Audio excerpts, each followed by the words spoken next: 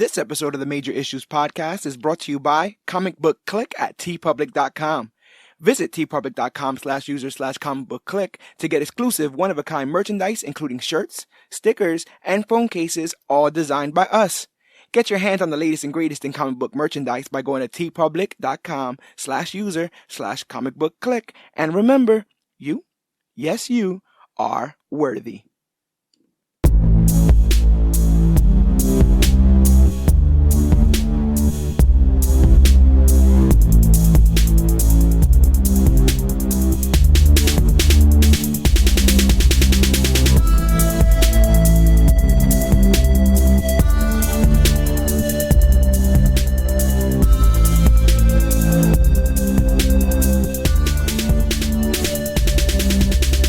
Hello everybody out there in comic book land. My name is George Serrano, aka The Don, and if you're listening to this, you could only be here for one reason, and that's a brand new episode of the Major Issues Podcast, brought to you by Comic Book Clique. And as you know, I am never alone. Sir, please introduce yourself. I don't get paid for this. My name is Dan, the comic book movie man, ladies and gentlemen. Dan, the comic book movie man, is here in studio, and the dust has settled, the smoke has cleared. We have finished watching the Dark Phoenix film, and we had actually the opportunity to watch this film together. We don't get to see many comic book films together. Well, if we do, we don't get a chance to talk about them together. Cast together. Yeah. But yeah, we got to see Dark Phoenix together. We're casting together on it. We're going to give you guys our honest opinions and a hell of a recap of the entire film. As you know, that's all going to be spoiler filled, so I thought it would be best to give you guys a little bit of a spoiler free review, as we tend to do, so that in case you haven't seen the movie yet, you guys get to listen to something, then you go watch the film, come back to this episode, and chop it up, all things Dark Phoenix. So I'm going to go ahead and relinquish some time over to you, Dan, the comic book movie man, as you talk Dark Phoenix spoiler free.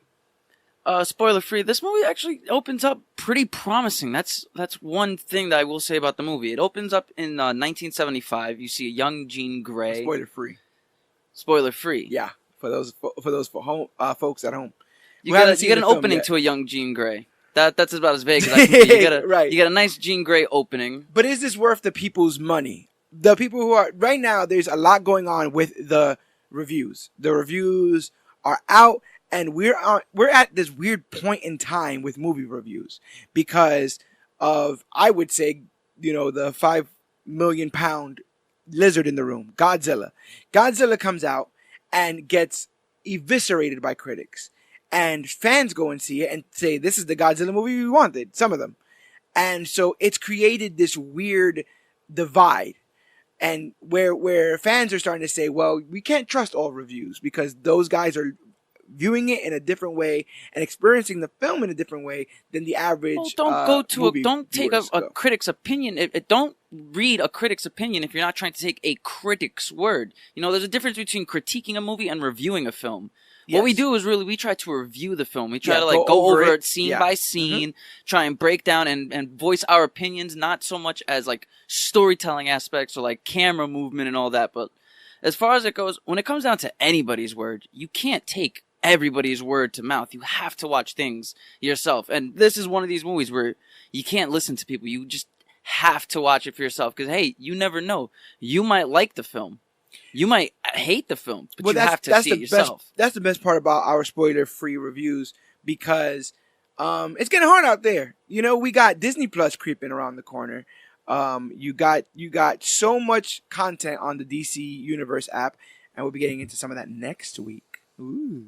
And with everything out, with movies a touch away on your phone, and television on every app, people want to be directed to the best of the best. People want to know what they should be investing their time and money into. Probably and so, you don't know what they truly like. Right. That's the thing. Yeah. You can tell somebody this is the best movie I ever seen, and you recommend it to them. 20 minutes in, they shut it off because they're bored. Right. You never know. It's a gamble with movies. It is a huge when I gamble. Say Short Circuit too, everyone gets kind of crazy. But I like Johnny Five, damn it. So that'll be what that is. Yeah. So continue with what you would like the fans to know without spoilers about this film. I'd like you to know that there is some good X-Men action. There is nice teamwork. The suits are back to the first class suits, which kind of makes me upset. If you've seen the trailer, you see that they're back to their yellow and blue suits. That was in first class, right? That was the first class suits. They just looked... I think in first class, the reasoning behind it was they were like some kind of like jumpsuits, like flight. They were flight suits. Flight suits, yeah. They just have a giant yellow X across them. Right. So well, at least they got built for them. In I think it was Apocalypse. They're like, oh yeah, look these flight suits and they all fit. Like when they all have the black ones, like the black tactical ones. In Apocalypse, there's just some on board. Which has always been the problem with the X-Men. Is like, how do you have suits on hand that fit every single body size? You don't even know what half of these guys like mutations exactly. Stuff, yeah. Well, what about the guy from Last Stand, where he's fat and then he goes to small so he can squeeze between seats? Maybe he does that to squeeze in between his own little X suit. The acting, I have to praise the acting. I kind of liked Sansa Stark, old Sophie Turner as Jean Grey. I never really found Jean Grey to be entertaining or compelling in any way, and that's not Famke Janssen's problem. That's the writing and the directing. Like, I think she's too good of an actress for you to like make her that boring, especially in a movie that's supposed to be all about her. But Sophie Turner, I think she was killing it. Straight up, I enjoyed Sophie Turner as Jean Grey. Yeah, she had a lot of good emoting when she was trying to like tell people to shut up. She was doing really good with putting the hands over the ears. Yeah. Man, it's really hard to talk. Is that all? It's hard to. So, I'm allowing the spoonful of sugar. This is a spoonful of sugar moment, Dan, because I know that you feel slightly different than I do on this film. So I'm allowing you to give the spoonful of sugar to the audience. Well, when we get into spoilers, I'll be able to say everything that I want to say. But as far as spoiler free goes, if you're gonna go into it for any reason, go into it knowing that it's not the worst X-Men movie you'll see. If you've sat through Origins, if you've sat through Last Stand, you sat through Apocalypse, then this is not gonna be anything for you. It's a chore to watch at some points. There are some scenes that really drag for no reason. Yeah. Other scenes completely. It's hard. It's hard. I think that's pretty good. I'll go ahead and this will be my spoiler-free review of this film. I personally didn't like it. I knew I didn't like it about 10 minutes into the film, which is very rare for me because I understand that films ebb and flow. I understand that sometimes they'll pick up, in certain moments, and sometimes they'll slow down. I'm in the bag for that. Like, I completely dig that. I like changes in pace as long as it is propped up by the story. I think the reason why I initially first started to not like it is I don't think that this film has a lot of great writing. I think that the way that people talk in this film is not great. It doesn't flow. I think the reason why First Class is like when they're just BSing and nicknaming each other, and when Charles is and they're recruiting, like everyone's just kind of chill. I didn't feel like a lot of people were inspired in this role, and there was a bunch of backstage gossip that we'll get into in the spoiler filled territory of this podcast, where people talked about constant reshoots and having to get people back in between things like Game of Thrones. Like it's not easy to be pulling people back and be like, okay, now remember that role that you played 8 months ago? Get back in that mindset, and we're gonna shoot this scene. It's hard. I think I'm just down on it. This is like the second or third time that I've gone whole hog on a property that I wasn't 100% knowledgeable on, and the film just completely let me down. Most recently, it was Hellboy, who has some killer source material, but I don't know if it necessarily lends itself to the movie, like movie writing, movie scripts, and stuff like that, movie pacing. And here, I sat and I watched the animated series version of this story. Me and GT reviewed the comic book version of this, available wherever podcasts are found. It's literally the episode before this one. And me and you went over all the X-Men films. And we saw where they fell, and we saw where they rose. And it just feels like the person who made this film had not seen any of those X-Men films. Which is crazy because he wrote the first 2. Yeah, and so... The first 2, Kinberg. He ends up just making a lot of the same mistakes. And I found myself noticeably irritated at points. I found myself literally going like, what is this about? I turned to you at one point going, whatever. Like, I don't even care. Yeah. Like, I don't even care what's going on right now, whether or not it makes sense, whether or not it can actually happen in the real world. I just don't care anymore. And when it gets to that point, then I think it's bad. The movie did have a lot of eye-rolling dialogue, a lot of eye-rolling There's a moment in this film, Dan, where me and you audibly laughed at the same exact point because of how something was shot. And it is the biggest thing I can say about this film is I honestly feel, and when you watch it, guys who haven't seen it and come back to this podcast, go along with me on this theory that this film has at least 4 to 5 other comic book movies in it. Oh, 100%. Well, that's what the problem with a lot of the reshoots were. They had to reshoot the ending because it was but did they not just see like another comic book. Other comic book movies? Have the X-Men writers been in the same closed off universe the X-Men characters are, where Marvel movies don't exist and DC movies don't exist, so you can just do this? I don't think so. So, me, personally, I say save your money. Save your money. Or unless do what we did and get $4 movie tickets. T-Mobile Tuesdays, thank you very much, because we were able to get $4 movie tickets after taxes and everything, which is pretty impressive. Usually it's one of those snags where it's like $4 plus the convenience fee and tax. Nope. It was $4 straight up flat. $4 tickets. And if I'm angry for seeing a $4 movie, then that tells you everything about the movie. I say save your money, or go see it for $4 or $5 Tuesdays or whatever kind of your local, or whatever just deal. Wait a couple of weeks. In like 2 weeks, Showbox for the Android users. Showbox will have it available. You'll be able to find it on Putlock or something. Yeah. Just don't let them know that you want to support this movie. Don't give your money to support things like this, because Sony and 21st Century Fox never learn. They don't learn from their mistakes.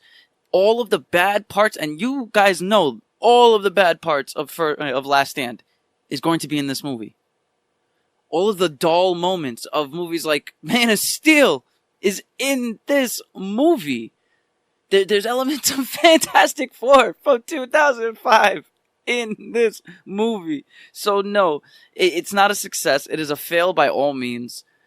I feel like it's one of those things where I went into it with all the negative things in my mind. I went into it feeling like I was going to watch a movie that would fall apart. And it fell apart in ways that I did not predict, which got me angry. See, that's the problem. I went into this movie so hopeful for the last week and a half. I've just been going in like, I know this. It has to be good. It's got to be good. And it also doesn't feel like an ending, which I guess... No, 100%. This is not an end to a franchise. This is not an end at all. This is like if there's going to be another movie coming out next year that's going to wrap everything up again. But even if, and without spoilers, how? Even if they could, even if Disney was like, you know what, y'all got a good thing going there, just continue it. We'll do one more and then we'll bring you guys in with everybody else. They couldn't. They couldn't make another X-Men film with this. The story that they've told in this film, they could not continue. And not in a clean cut way that you can do in the MCU. It would just seem like another sequel to the same exact movie. It'd be like, it's like if you cut the movie into 2 parts. Are we going to go back to the 60s again? Like, what are we going to do? No, we're going to go to the 2010s now. Now X-Men's going to be in the 2010s. I'm always one of those ones that say, take things with a grain of salt. But this is for those who have trusted us, for those who have trusted us as part of the Major Issues podcast, I gave a little bit of a spoiler-free review on Facebook. And I had people telling me, like, if you didn't like it, like, so we've garnered a level of respect amongst the comic book community, and I dig it. We're just trying to give you guys the skinny of all this and honest, genuine reactions until we start getting paid by people, and then we'll lie. But until then, we have nothing. We have literally nothing but the truth. We have nothing but our opinions on this podcast. So I say that your opinion matters just as much. Go ahead and see the film with as little effort and money as possible is what I say. Don't have expectations, really. Yeah, make up your mind for yourself, but don't go in with expectations. But man. Okay. Are we gonna press the button? Yeah, this will be the end of the spoiler-free review portion. I tried being nice as I could. I'm about to go and grab that drink I poured for myself because this is gonna be this. I'm sad, I'm mad, I'm frustrated, I'm confused. He really waved his hand at one particular scene. I just looked over at him and I just saw him waving his hand like, can we just move this along? I think I have the patience of a saint. I've sat through a lot of bad television. We've done so many comics. Witches Worse. We've done Witches Worse. I had to watch Catwoman and Elektra in the same week. You understand? And then rewatch them to take notes. Because the first time that you watch them, you're not trying to remember anything. You're just trying to experience it. And so I had to watch those movies twice, and I became a gluttony, I guess, for this punishment. And I was not ready for the gut punch that I felt in this film, where I was just like, none of this is right. This is not. I mean, I hate to use the colloquial term at this moment, but it's not my X-Men. Like, it's hashtag not my X-Men. I don't think anyone in here, besides the points you talk about, said it opens up pretty well. And that's the damning with faint praise that's been going on all over. Every review I saw said, well, in the beginning, it's real. And I'm like, yes, you guys are right for that. But it's like, that best man speech was going great. And then he threw up on the cake, knocked over the table, accidentally knocked your wife over, and, set the rest of the dance floor on fire. Like, yeah, the little bit, to me, isn't worth the rest of it. The biggest problem with this film, Dan, the biggest problem I have with this film is it feels entirely unnecessary. And when $200 million gets put onto any piece of art, any project, the last thing that you want to feel afterwards is that I didn't need that. It was a piece of gum. It was, a mint on the pillow in the hotel room. Like, you don't have to take it. If you don't take it, it was a filler episode at the end of the day. A filler movie, bro. Like, we're watching filler movies now. Yeah, it's a like, filler movie. We've got to the point where we got filler movies, and this is, before we get into like actual facts and recaps and stuff, this is the first time I ever got the feeling like, oh, they don't have Wolverine, so they don't know what to do. Like, oh, without Wolverine as the main protagonist, they don't know what to do. Or at least the center focus in a way. Yeah, and in today's climate, this might be sacrilege to say, but I don't think they treat the women very great in this like, when I look at the franchise as a whole now, because yesterday I had some digs at it where I'm just like, there's a lot of pro-women, what would you call that? Dialogue. There's in the movie? Pro-women statements. Yeah, there was a lot of women empowerment speech in the movie. There was a whole little thing by Mystique about women empowerment and stuff. But no, I know exactly what you mean. No, the X-Men is known to have some of the most iconic, strong women to date. Rogue, Jean Grey, Storm, Emma Frost.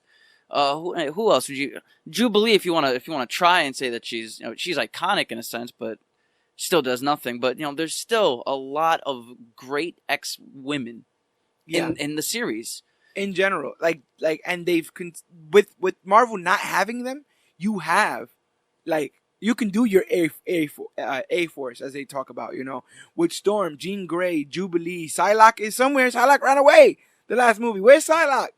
Damn it. They got to bring it into MCU already. My biggest problem with this film is that there used to be a joke amongst movie reviewers, comic book movie reviewers, that the X-Men continuity is garbage.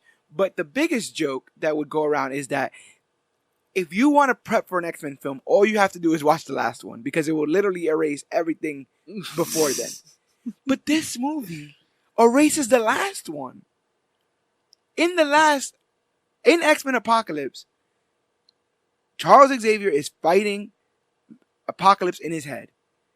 And he's like, oh, I'm not fighting you alone. And Jean Grey enters his head. And then he says, release your power, Jean. And Jean releases a big flame bird. And that big flame bird kills Apocalypse. And everybody in the theater goes, oh, snap, they're doing Dark Phoenix again. I guess the Phoenix Force was something that was dormant in her. And then she'll eventually snap and go in that direction. No, we're just gonna give her Phoenix powers the same way we gave Fantastic Four their powers. But they re-give her the powers, so what was that? What happened to Apocalypse? I mean, look at the end of how X-Men Apocalypse ended. It ended with them having actual comic book accurate costumes just for them to go back to the first class flight suits. Why? Why are we ignoring? How can this both be the end of a franchise and not acknowledge any of the franchise while doing it?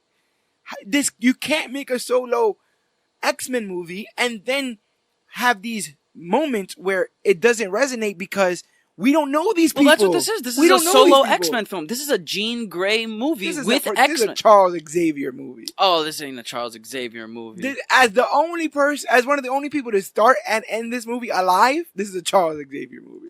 From him taking, and when you think about even that arc, he takes a little girl.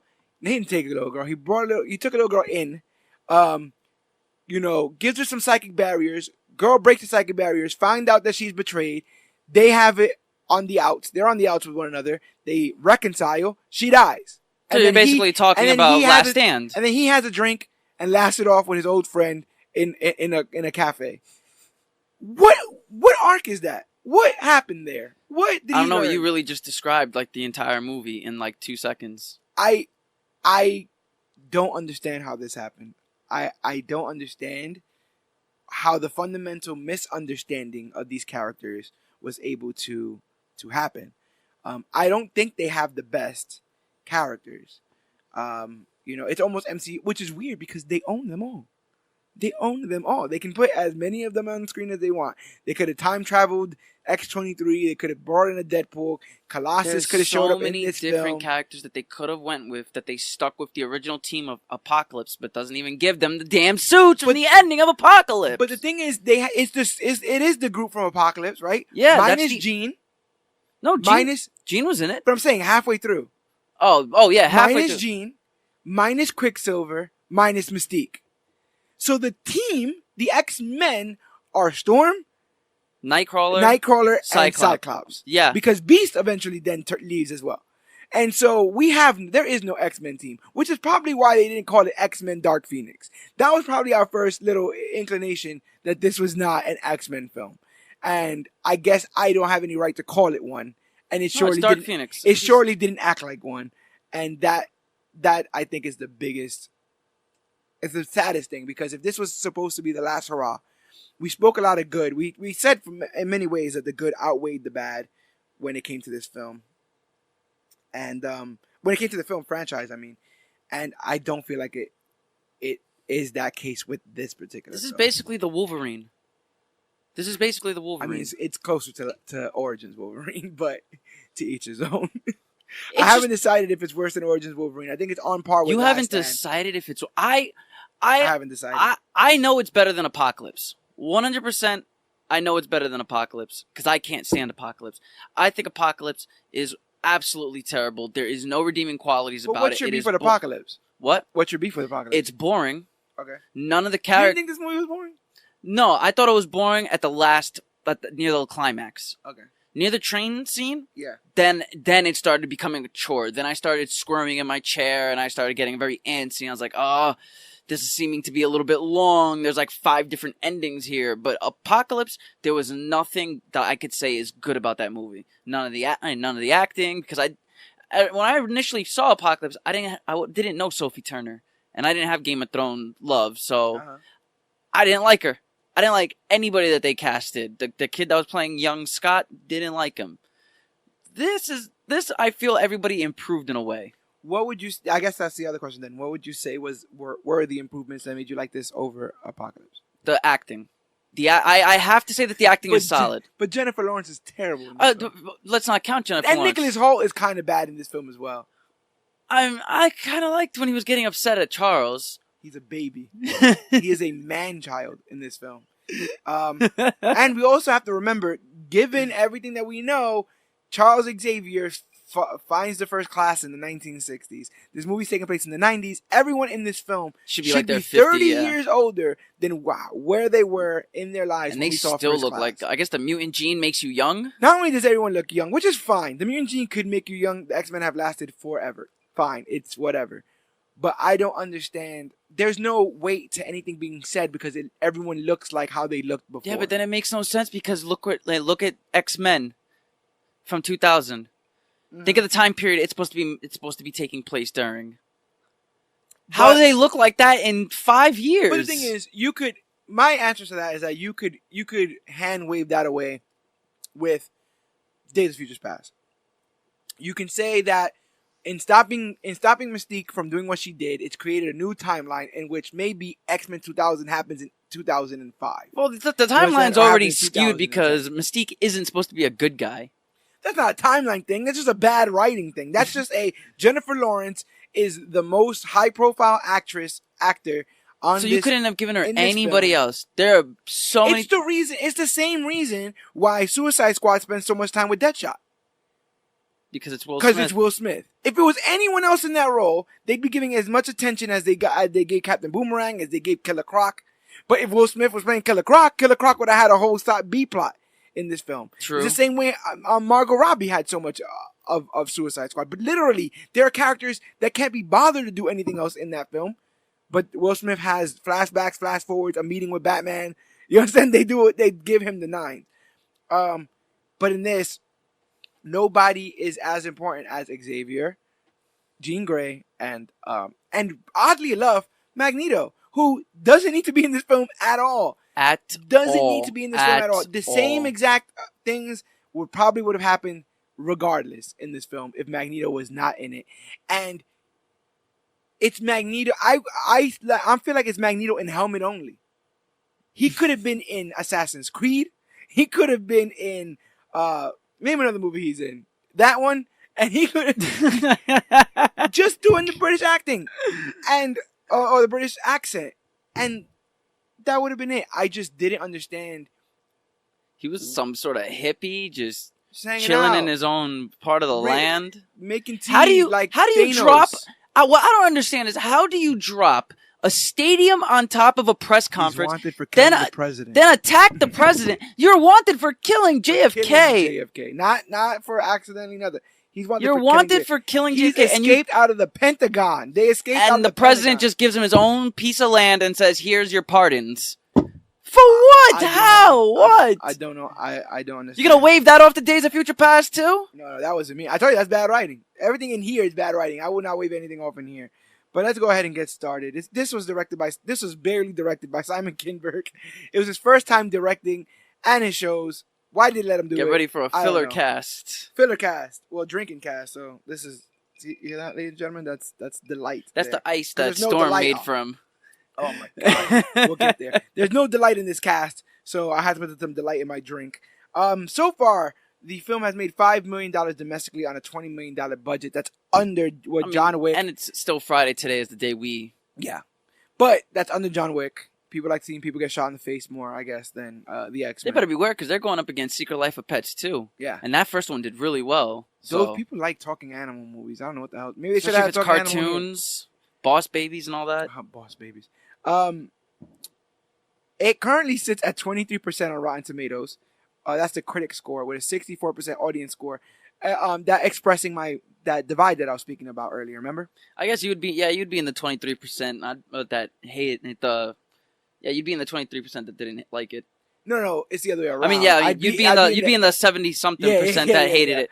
I'm in the 77%. I kind of like it. I kind of to dislike it. It's like, I guess if you were to chop it up and take like maybe half that movie out, then I would enjoy it.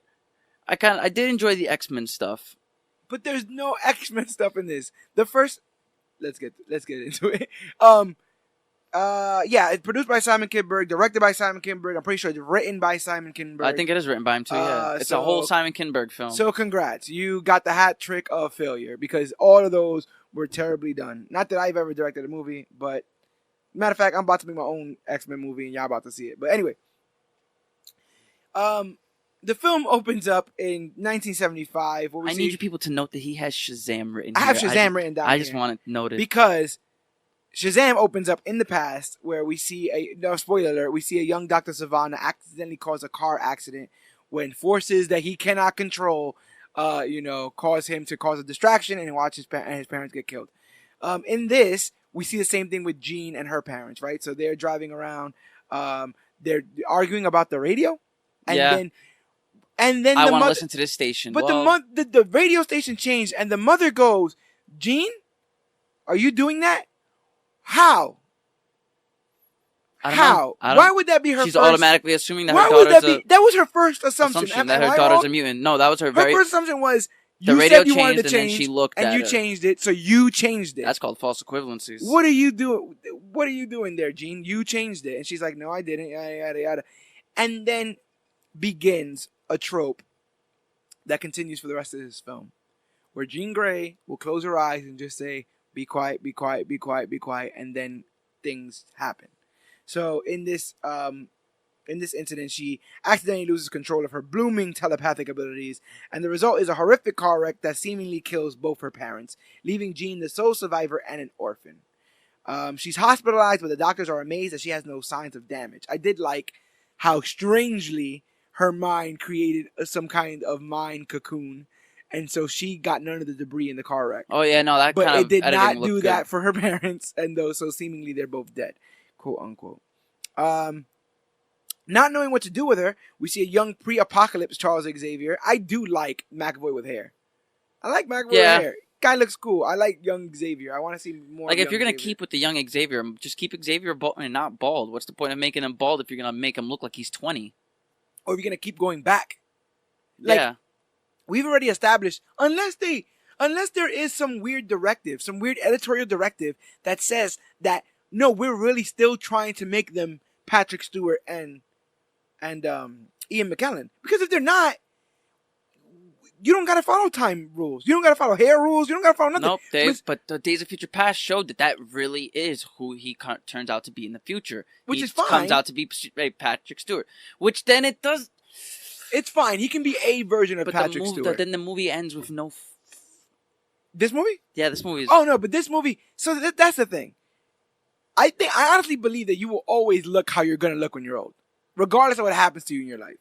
If Charles would have quit in Days of Future Past and opened up a McDonald's, he would have just been Patrick Stewart, manager of McDonald's. You know what I'm saying? And so I do believe that regardless of what happens in this movie, you still get old Magneto and still get old Professor X, and that's fine. Just the world doesn't look the same. I guess there's no Sentinels killing everybody, so that's good. But that's the only good thing. Well, no, I speak too quickly. There is one more good thing, and it's this next scene. The best scene of the movie, basically. The only good writing. Charles Xavier consoles, comforts, and recruits Jean Grey into his school for the gifted youngsters. At first, he hesitates, saying she breaks things and cannot be and she cannot be fixed. And Charles assures her that there is nothing to be fixed because she is not broken. And he gives this speech where he equates the mutant gene or mutant powers in general to a pen, and also.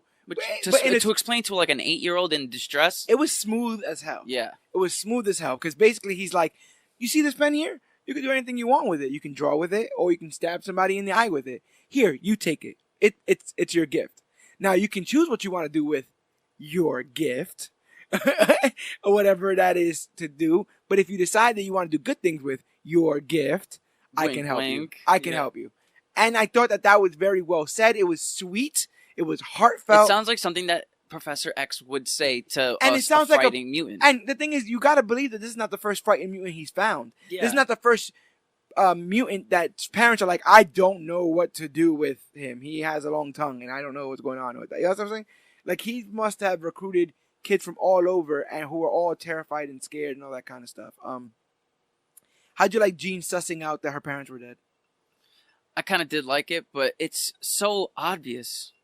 They showed that her father was alive in that car crash. He was looking at her and looked at his wife. I actually didn't, but I thought that they were going for the horror factor of like she's gonna be looking at them dead / dying until they die, which is horrifying. Like that just, you know, being in a car accident, let alone being in a car accident where everyone else is dead but you, and you are in the car with these dead people until you're saved. I think that's. I'm assuming her horrific. powers just knocked her out. Like she just like lost all of her energy. When is she not knocked out in this film, Dan? When is she not taking a rest? She is falling on the all floor, the time. On the floor in the grass, on the regular floor, in space, on a weird crucifix train, like a weird holding operating table in bed. Yeah, that. Oh my God, always on the ground.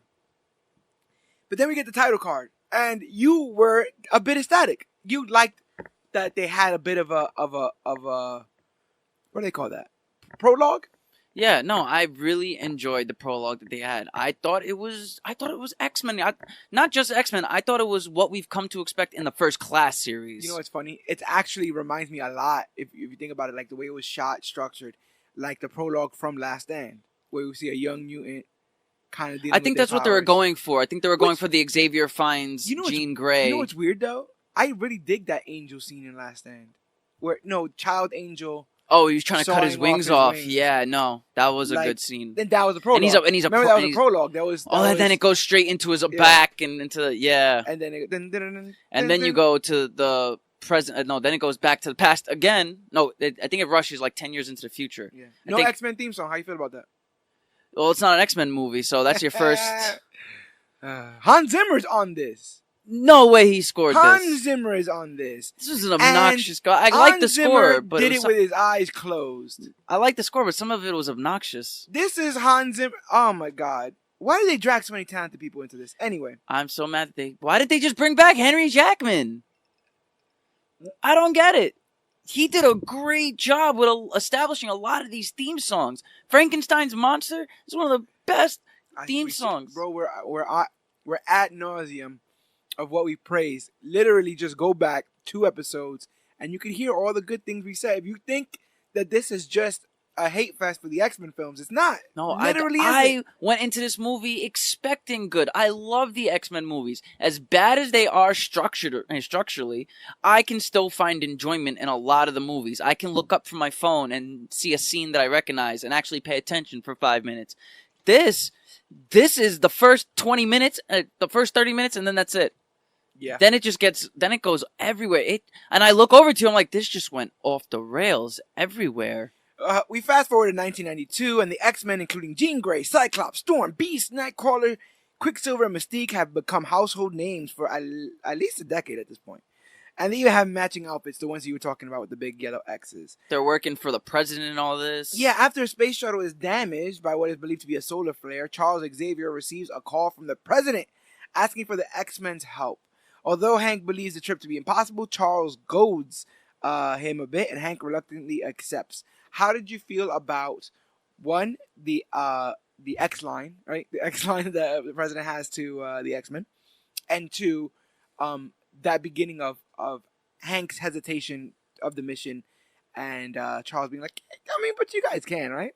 You guys can go to space. Like, I mean, the way Nicholas Hoult has been all 3 of the previous movies, it kind of makes sense. Like he was very hesitant about using the X-Force jet, the X-Men. They blew up the Blackbird, didn't they? I think, yeah. Well, not really blown up, but it was more like just damaged. Havoc blew up the Blackbird. Didn't Havoc? Oh, no, yes. In Apocalypse, he blew up the generator. Their whole basement should be destroyed if that's the case. But they rebuilt that at the end. It was Jean and Magneto rebuilding that. That's right. Magneto was rebuilding it at the end. That's right. With Jean. But he can't do the whole thing because he can literally only move metal. So I guess he's just doing the whole outside while she does the paneling and the stucco and the electricity and the the wires. I guess the copper wires. Who's painting? Who's Quicksilver? I guess just real quick. Stop having answers to these horrible questions. I'm trying my hardest. How do you feel about the line to the president? Honestly, I don't even remember the line. I just mean the phone line. Them having a phone line. Oh, the basically from Powerpuff Girls. Where it was the mayor picking up the telephone and ringing? I mean, there was the bat phone. Remember? Like there was the bat phone. You have the bat phone. There's literally Superman had the Sonic in his ears. He just had really good ears. You know, they had like a little watch that sent the signal. So this has been something that made me laugh that he's using Cerebro to like do a conference call with Air Force One. Yeah. Yeah.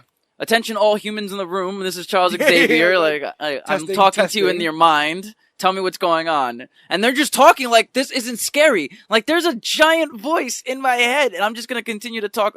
Oh no, don't worry about it, Professor X. Oh, we have this in the sky. And in a better movie, while this was going on, we would have seen magazine covers. The X-Men do it again. We would have seen newspaper clippings. Well, we were just getting that in dialogue. We would be seeing newspaper clippings of like, you know, Esquire, finally, man of the cover. You know, finally, our heroes are here. Yeah, the fact that we don't have a Time magazine or a People magazine of the X-Men team in this universe getting cozy with mutants. This is the 90s. This is the height of magazines, like. And they talk about Professor X like he's become some sort of celebrity, but besides what was shot to necessarily move the plot, there's nothing. There's no sprinkles in this movie. There's nothing more than what they need to give you. And I feel like that's why a lot of it falls flat, because we follow the thinnest threads to understand people more, and there's no threads left. They've cut this so clean that I feel like I don't understand how Xavier got here. I don't know what happened. Especially at the ending of Apocalypse, nothing makes sense. And when you're jumping decades, you get to do BS things like, well, it happened in the 10 years that you haven't seen. And yeah, but at least Endgame did a 5-year gap between the snaps and still gave us something. But did they feel like people like, wow, I wonder what happened in those 5 years? No, we know what happened in those 5 years, because it's either going to be exposition, which a lot of the exposition was doable because these people haven't seen each other. Yeah, Hulk is out doing his own thing, so he has to explain to people, oh, well, I just decided to make myself one with the Hulk. Oh, that's great. Like, that's dialogue that makes sense. This, you just have to go with the punches. You're sitting there and you just have to say, okay, I guess that makes sense. Okay, I guess in 10 years something like that is bound to happen. But it's like, no, the last movie took place in 1984. This is 1992. I thought Xavier was a little bit ahead of himself on the like, but y'all guys can do it. But this man got paralyzed for mutant safety. If he wants to be a celebrity, let him be a celebrity. It is kind of high profile as hell, right? He got paralyzed dealing with the Cuban Missile Crisis. Like exactly. That's not like low key at all. No. At all. Like everybody should know why Xavier is in a he tackled a man that was controlling like 30 missiles. Yeah. Like you couldn't just wait a few seconds. Like you're gonna let them things go all over. But a better movie, a better time. Yeah. Right. I did like the mission a little bit. I can't say that the mission wasn't cool. It was pretty entertaining watching them go to space and talk. But then again, you get nothing from their relationship, Jean and Scott's relationship. Well, the thing is, they've been called because the space shuttle Endeavour is out and about in space, and it gets hit by what they think is a solar flare, and so they send the X-Men up there in their regular jet that has now been retrofitted to go to space. And so the plan they have no oxygen masks in their jet. Oh, in a little scene of nuance, in the one of the little scenes of nuance that they give, Jean is reluctant to go inside the plane. She's reluctant to go on the mission, and Mystique's like, "What's up?" And she's like, "You don't think that this like you're not down with this?" And she's like, "Oh, you know, you're reading my mind." She's like, "I didn't have to," and it's Mystique, doubting the entire mission, and you can see why when they get there. But I thought it was cool that they had that moment. But Jean, I'm gonna say this now, has no moments with anyone. With any, you can have a couple moments with Cyclops, but she has moments. In the middle of this film, why isn't Kurt Wagner going? But that's Jean. That's our friend. She taught me English, or we binge watch Baywatch together. That these are our friends. No one has any relation to Jean in this movie, but they've known her for at least 10 years. What happened to Jubilee? I don't know. What happened to Jubilee? She aged out of the school. I guess she couldn't be on the team, and that was it. They just couldn't handle her? They just didn't want her? I mean, that's so messed up. Fireworks, bro? I mean, I guess snaps your fingers makes a whole 4th of July special. The Blackbird is modified for space, and the X-Men successfully locate the shuttle, and using both Nightcrawler and Quicksilver, save most of the astronauts. Which they can't even Quicksilver right. How did this movie not even Quicksilver right? I'm like, okay, Quicksilver and Nightcrawler, this has got to be cool.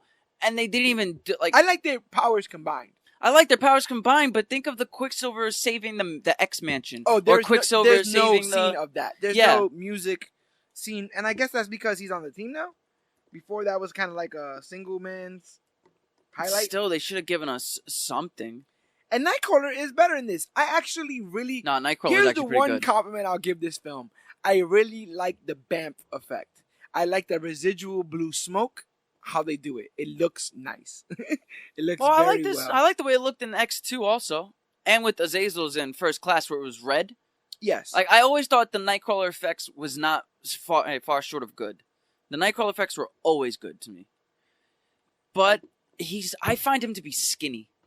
I don't know why, but I just see his face. He has like a skinny. But look at Nightcrawler. Nightcrawler's always been kind of lanky.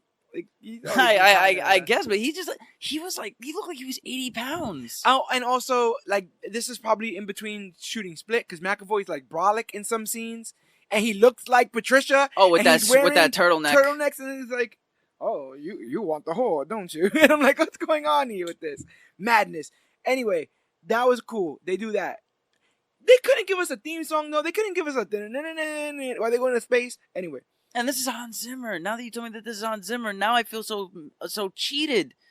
So cheated because it's like this man has done some great work for Nolan. You should feel cheated. You should. Anyway,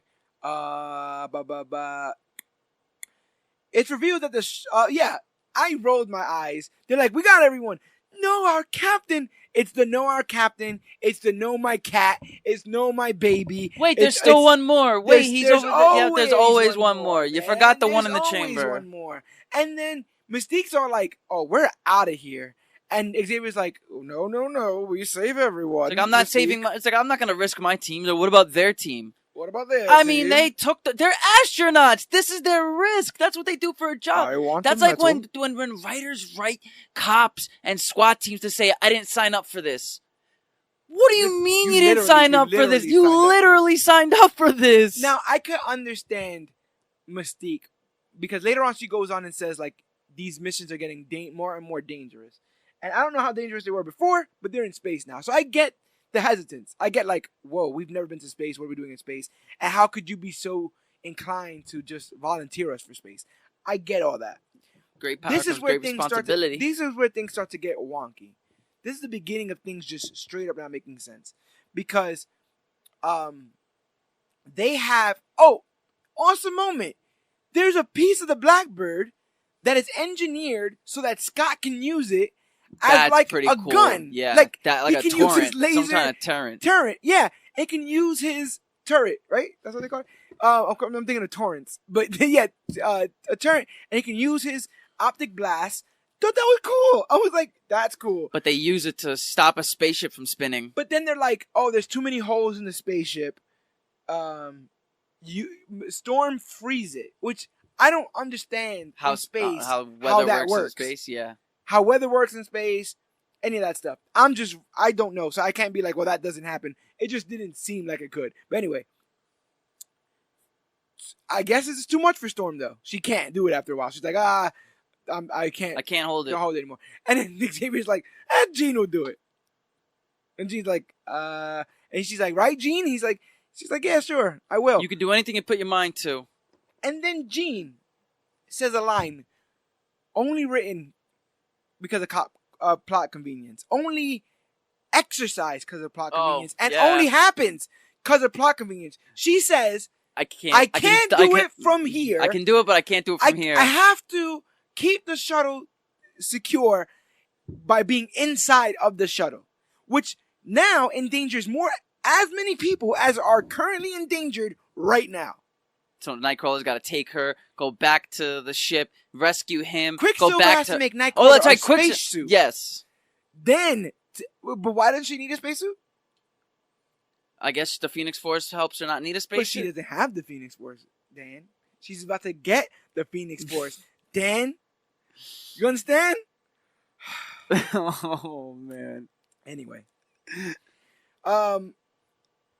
With not enough time to extract the captain and Jean, Jean is hit by the cosmic force and even manages to shift the direction and absorb the entirety of the force so that it wouldn't hit the other X-Men. Yeah, her face was looking all kinds of like pleasurable, like, oh, I love this force that's coming. It was just really... It doesn't seem like somebody that would be scared of a solar flare hitting them. She really seemed to be enjoying it. But so I don't even know what Kinberg would have said to Jean. Just stand there, spread your arms out, and smile. Don't worry, the CGI and the special effects and post-op will fix all of it. Oh my God. She basically got her powers from the same way the Fantastic Four in 2005 did. You know what? Where's my phone? Because I swear to God, if Kinberg wrote, I think Kinberg wrote Fantastic Four 2005. So I'm definitely going to get it. He might have. He definitely might have. I told someone today at work that I think that Fantastic Four 2005 is better. Oh. Than this. You know, I'll co-sign that. But you don't think that that's big? For Fantastic Four 2005 to be better than a movie that came out 15 years after? That's bad. That's bad. Anyway, that's bad. You look up that. The Force explodes in a fiery blaze, and yet Jean is left without a scratch on her, floating in space. They extract Jean and land safely and are greeted by applause, not only upon landing, but in the school as well, where the team has almost reached celebrity status. Xavier tells Hank to check on Jean, and he finds that she has gotten so powerful her power levels cannot be measured. I was waiting for them to say she was Omega level, but of course this film doesn't like comic books, so they just said she's off the charts. Which would have been cool if they would have been like, we have to come up with a new category for you. How do you like Omega? And it would have been cool. But no, this film does not care about being cool. The kids are calling you the Phoenix. Oh, we'll get there. How do you feel about resident celebrities, the X-Men? I actually think it's pretty cool for the students to want to aspire to be in that team, right? I mean, I guess it's a cool little. I will have to say that this movie did do that better than any of the other X-Men. It's probably the best school presentation. Yeah, no, 100%. Of all of them. I actually saw children there. And not only the fact that if it's children, it's the fact that Professor X is like saying, like, you know, this may be the X-Men of now, but one day all of you sitting in this class could fill those shoes. Right. Like, I thought that was heartfelt. I thought that was really good. Especially, like, we never really see, like, kids like that, like, aspire to be something in these X-Men films. Yeah. The X-Men are teachers, but they're not really celebrities to these kids. How do you feel about them being celebrities, though? How do you feel about that? I think it works. Yeah. I honestly think that does work, so there goes that. Yeah, so they're celebrities. Omega level mutant. Jennifer Lawrence berates, and I want to make something clear here. Let me take another sip of this Shi'ar drink. Shi'ar. The Shi'ar. The aliens that are in X-Men lore have been in X-Men lore forever. The Shi'ar. The aliens that Simon Kinberg said would have taken too long to put in this film. The Shi'ar. Remember I said that. Anyway. I went in through this recap that I typed up. I've typed up all this myself. As you know, Dan, every time you come in, GT, Yogi, all of ya, I prepare the notes. No, he has 8 pages of scripts. 4 pages for each of us. Wow, this is like 5, 6. Long, extensive, long and extensive, and I try to do the research. Halfway through this review, I got so upset that, in this recap that I typed up, I got so upset that I went and I searched and replaced. Everywhere after the first scene that says Mystique, I put Jennifer Lawrence. Because after a while, there is no Mystique. There is just Jennifer Lawrence. You were mad. So there's an instance where Jennifer Lawrence is talking to Nicholas Hoult about what they're doing there at the mansion. No one is there to see them, yet they're both in regular human guise. Why? Why can Hank suddenly turn it on and off the beast? That was really weird. He just doesn't even show any sign of emotions. Like if he's Hulk and like getting mad like the Hulk, he's just like Xavier's just like, Hank, okay, brum, I'm blue now. Dumb. There's so much in. Sometimes I wonder. Mutant and Proud. Sometimes I wonder if it's silly getting so worked up about things like this. But Mutant and Proud. But passion is the only thing that actually feeds this universe. So I will continue to be passionate. There is an actual story there to tell about a person with genius level intellect who will never be taken as seriously as normal humans because he looks like a blue cat. There is a story to be told of that man turning 30, 40, 50 and sitting in rooms with congressmen and senators and trying to pass legislation on the behalf of his entire race as the sole ambassador of his race, brimming with pride. while fur sticks out of his Men's Warehouse outfit. There's a story to be told there. No, Beast is one of the most complex and compelling characters that you can ever study up on. All we saw in the original trilogy was him fighting for legislation. He was the best part of Last Stand. I will go straight on record saying he was the best part of Last Stand. And in this Beast doesn't want to be a mutant in many ways. Neither does Raven. They had that whole mutant and proud thing. Where did all that go? Because they didn't bring back Matthew Vaughn. That's what happened. Because they didn't bring back any of the other films. None of the other films exist. But I'm supposed to believe that Raven and Nicholas Hoult are in a relationship anymore? I remembered in... Do they have a relationship moment in Apocalypse? No. I don't remember them having I don't even think they had a screen time moment in Apocalypse, really. Probably 5 minutes. I remember in Days of Future Past, Magneto actively flirting with her. I remember in First Class, Magneto actively flirting with her. And she was fun. She showed up in his bed naked, looking like Rebecca Romaine Stamos. You understand? So what's going on here, Beast? You taking sloppy seconds? What's happening here? Anyway, yeah. Jennifer Lawrence berates Charles for accepting the mission and putting the students in danger, while also accusing Charles of changing, saying that the telepath has become more egotistical. I didn't like any of that. I don't like. They made her. him out to be like some sort of bad guy. I don't like her talking as some kind of goody two shoes. You are not the voice of reason, Mystique. This is Mystique we're talking about. Your entire power is in deception, in lying. That's your power. That's the kind of person that you are. Are you even really a blonde? You are a liar. That's what you do. And so you're gonna sit here and talk to the man who brought you into his home. He should have shot you. He should have gave you a stroke when he saw you as a little kid trying to take... He should have fed her cat poison or something. He could have. Should have fed her something. It's like, here's this sandwich with some fentanyl. Oh, and did Charles act unreasonably? Was he emotional? Like when you were going to shoot Trask and we had to send the man with metal in his skeleton from the future to stop you? Because you had flipped the hell out. Hey, he lost his legs for mutants. What happens, Dan, after she doesn't kill Trask? She becomes a cultural icon in this franchise. How? Out of nowhere. I when I threw on X-Men Apocalypse, I remember I paused my TV and I went to go get something to eat, because in the first, after the whole opening with Sabah Noor, or whatever his name is. And Sabah Noor. Whatever the freak his name is. I get that mixed up with Anung Rama, which is that's Hellboy. But yeah, after that whole opening in Egypt, then we get to Scott in school, and when his powers start going off, and they're literally in class learning about how the brave mutant Mystique stopped Magneto from destroying this world and all that. And I'm like, when out of nowhere did she become this haven for mutant kind? Now she's a martyr, and all these mutants aspire to be like her.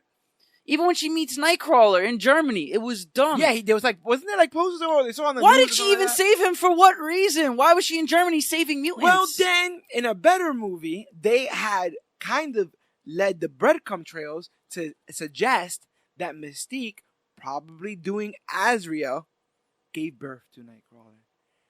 In a better X-Men so she was probably saving her son. X2, he's like, oh, I never knew my mother. And she's like, well, I mean...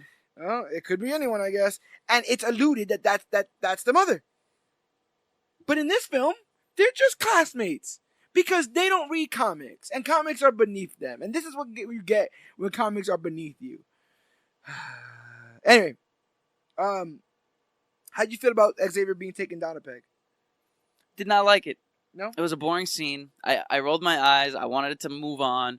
I didn't come to a movie named Dark Phoenix to watch Days of Our Lives between Nicholas Hoult, Jennifer Lawrence, and James McAvoy. I don't care that you people want to quit. I'm getting sick and tired of comic book movies having teams where characters want to quit the team. You want to quit? Don't say you want to quit. Just go. You're looking for attention is what you're looking for. You're looking for someone to say, no, please, you're a valuable asset to this team. You're looking for your back to be pat. And I can't take it no more. It's been done in Avengers. It's been done in Fantastic Four.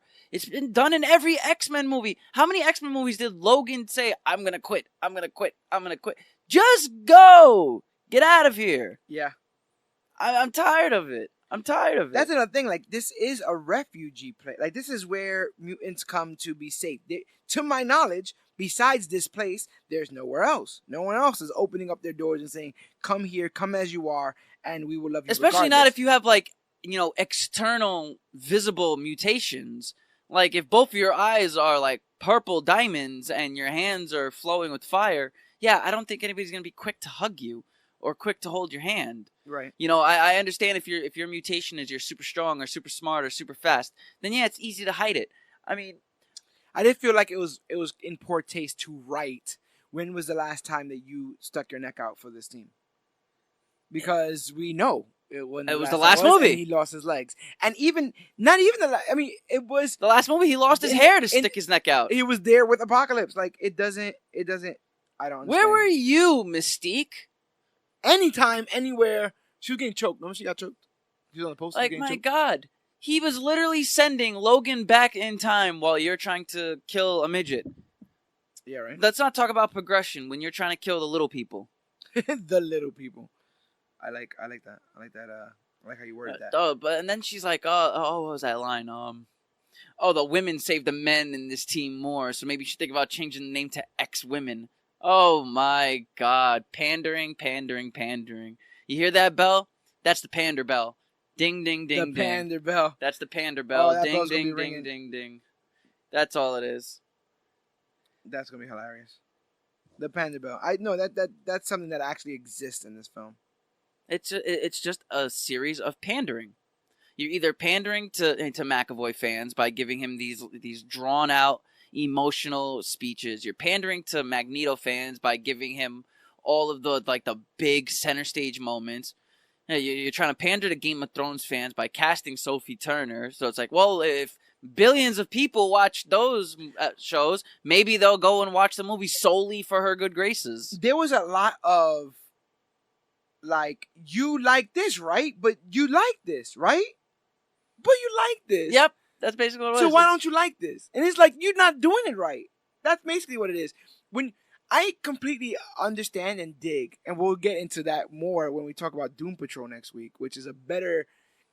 I was so inspired, man. I was taking down my notes diligently for Doom Patrol. I paused to take some notes down for this and get ready to watch this yesterday. But I was so inspired by Doom Patrol. And after this, to watch this out of our mouth, we're going to watch the first episode of Doom Patrol. All right? But I was so inspired because it was like, oh, so you can do... I've seen this genre done to death, but you can do it differently. You can still do it differently. The group of misfits coming together. You can still do it differently. No matter what. You can still do it differently. There's a different way to do it. Wow, you can still do it differently. And this is a movie from the 2000s. This is a movie from 2006. If this movie came out in 2006, I'll be in the back with this because I'd be going like, there's nothing better. We can't get nothing better. Oh no, basically from the year 2001 to 2007, we had 6 years of terrible comic book movies. Terrible. They all were the same leather biker fetish with the dark brooding and the murky color palette. Their posters are coming out blue and orange. Like, that's just what it was. And if you're listening to this and you're like, wow, that movie kind of got off the rails really quickly. Oh, we're not even there yet because... Oh, we're only like 45 minutes into this schlock of a film. Yes. Because Gene and Scott talk about the accident, and Gene says she feels like everything is turned up, which made me laugh because it just made me think, like, turn up. Turn up. Yeah. Meanwhile, several alien spaceships land, and a wealthy woman goes to check on her dog, and she's seemingly attacked. Is she? Is she attacked? You never really see. Is she killed? I don't know. Do they have to kill them to be them? Do you care? They don't. And why don't they care? That's the point. That's the point. They care. They made Jessica Chastain robotic so she didn't have to act. Oh my God. One alien takes on that woman's appearance. The other aliens follow her as she kills a few humans and says that they're there for the cosmic force. Celebration time as the students of the school celebrate the mission by having a bonfire with live performance. Yeah, because 5 people saved the world, so why don't all the underage kids just drink in the woods somewhere? Gene is just pouring back moonshine. Dazzler is there, which is, I mean, it's such a backhanded Easter egg because it's like you put her in this because she debuts in the Dark Phoenix saga. Thank you for that. But you took no care to anything else in the story. So shouldn't I be happy that you put Dazzler in this? Well, how many backhanded cameos have we gotten in the X-Men series? But Dazzler's big. I know it sounds weird, but Dazzler is a character that people made fun of for years. And now through revamps and changes and through people really realizing what her powers can do, she's gained a level of notoriety. And between that and the idea that now we can do so much more with special effects, like, I just thought it would be better, but she's there, and I guess so literally just hold a concert for people. And in going to go get drinks for Jean Grey, Scott goes over to the Omega leveled African refugee weather goddess Storm, who eventually leads the X-Men, who eventually marries Black Panther, who can level a city with just weather, wind and rain. And he asks her to make ice. And she does. She makes him ice. Yo, that was one of the most... I never liked to throw the race card out there, but I feel like that was pretty racist. I believe that happened at that moment. Like, this is... We're talking about when they opened the door in X-Men Origins, and Deadpool is standing there with his mouth sewn shut, and his katanas are coming out of his forearms. A level of anger. That was my level of anger, and I was so angry I just had to laugh. I couldn't even focus my anger to be raged. I just had to laugh because I could not believe that they really put that scene in this movie where Scott just walks up to her, no please, no thank you, no anything. He just literally comes up to her, puts his cup in her face, and says, hey, can you help a bit? Like, what is this? Like, oh my God. I understand that they're supposed to be young and they're supposed to be like in their mid-20s or early 20s or whatever, but how do you just go up to a mutant and ask her to use her powers in the most just moronic and distasteful way? You control wind and rain and snow and thunder and lightning. Here, can you make ice? Garbage. Who's watching these kids? You see Beast and Mystique are in the basement on a monitor, looking through security cameras. But who's truly watching these kids? Deadass, right? And that's the thing, like, they're just hanging out. Xavier's gonna go get a medal from the president or something, right? Yeah, he's out to go get a medal. He's out. He has the worst babysitter. I thought Logan and Colossus were bad babysitters. Logan's a great babysitter. Logan's a great babysitter. X2? Yeah.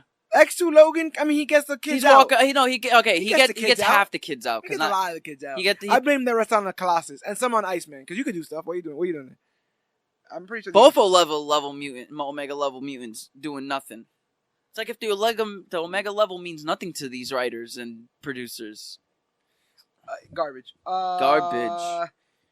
But it doesn't matter because Jennifer Lawrence is back, and she convinces to Nicholas Hoult in his lab that she thinks that Xavier is changing and that they should leave to start a new life. And Hank is like, nah, B, you said you wanted this.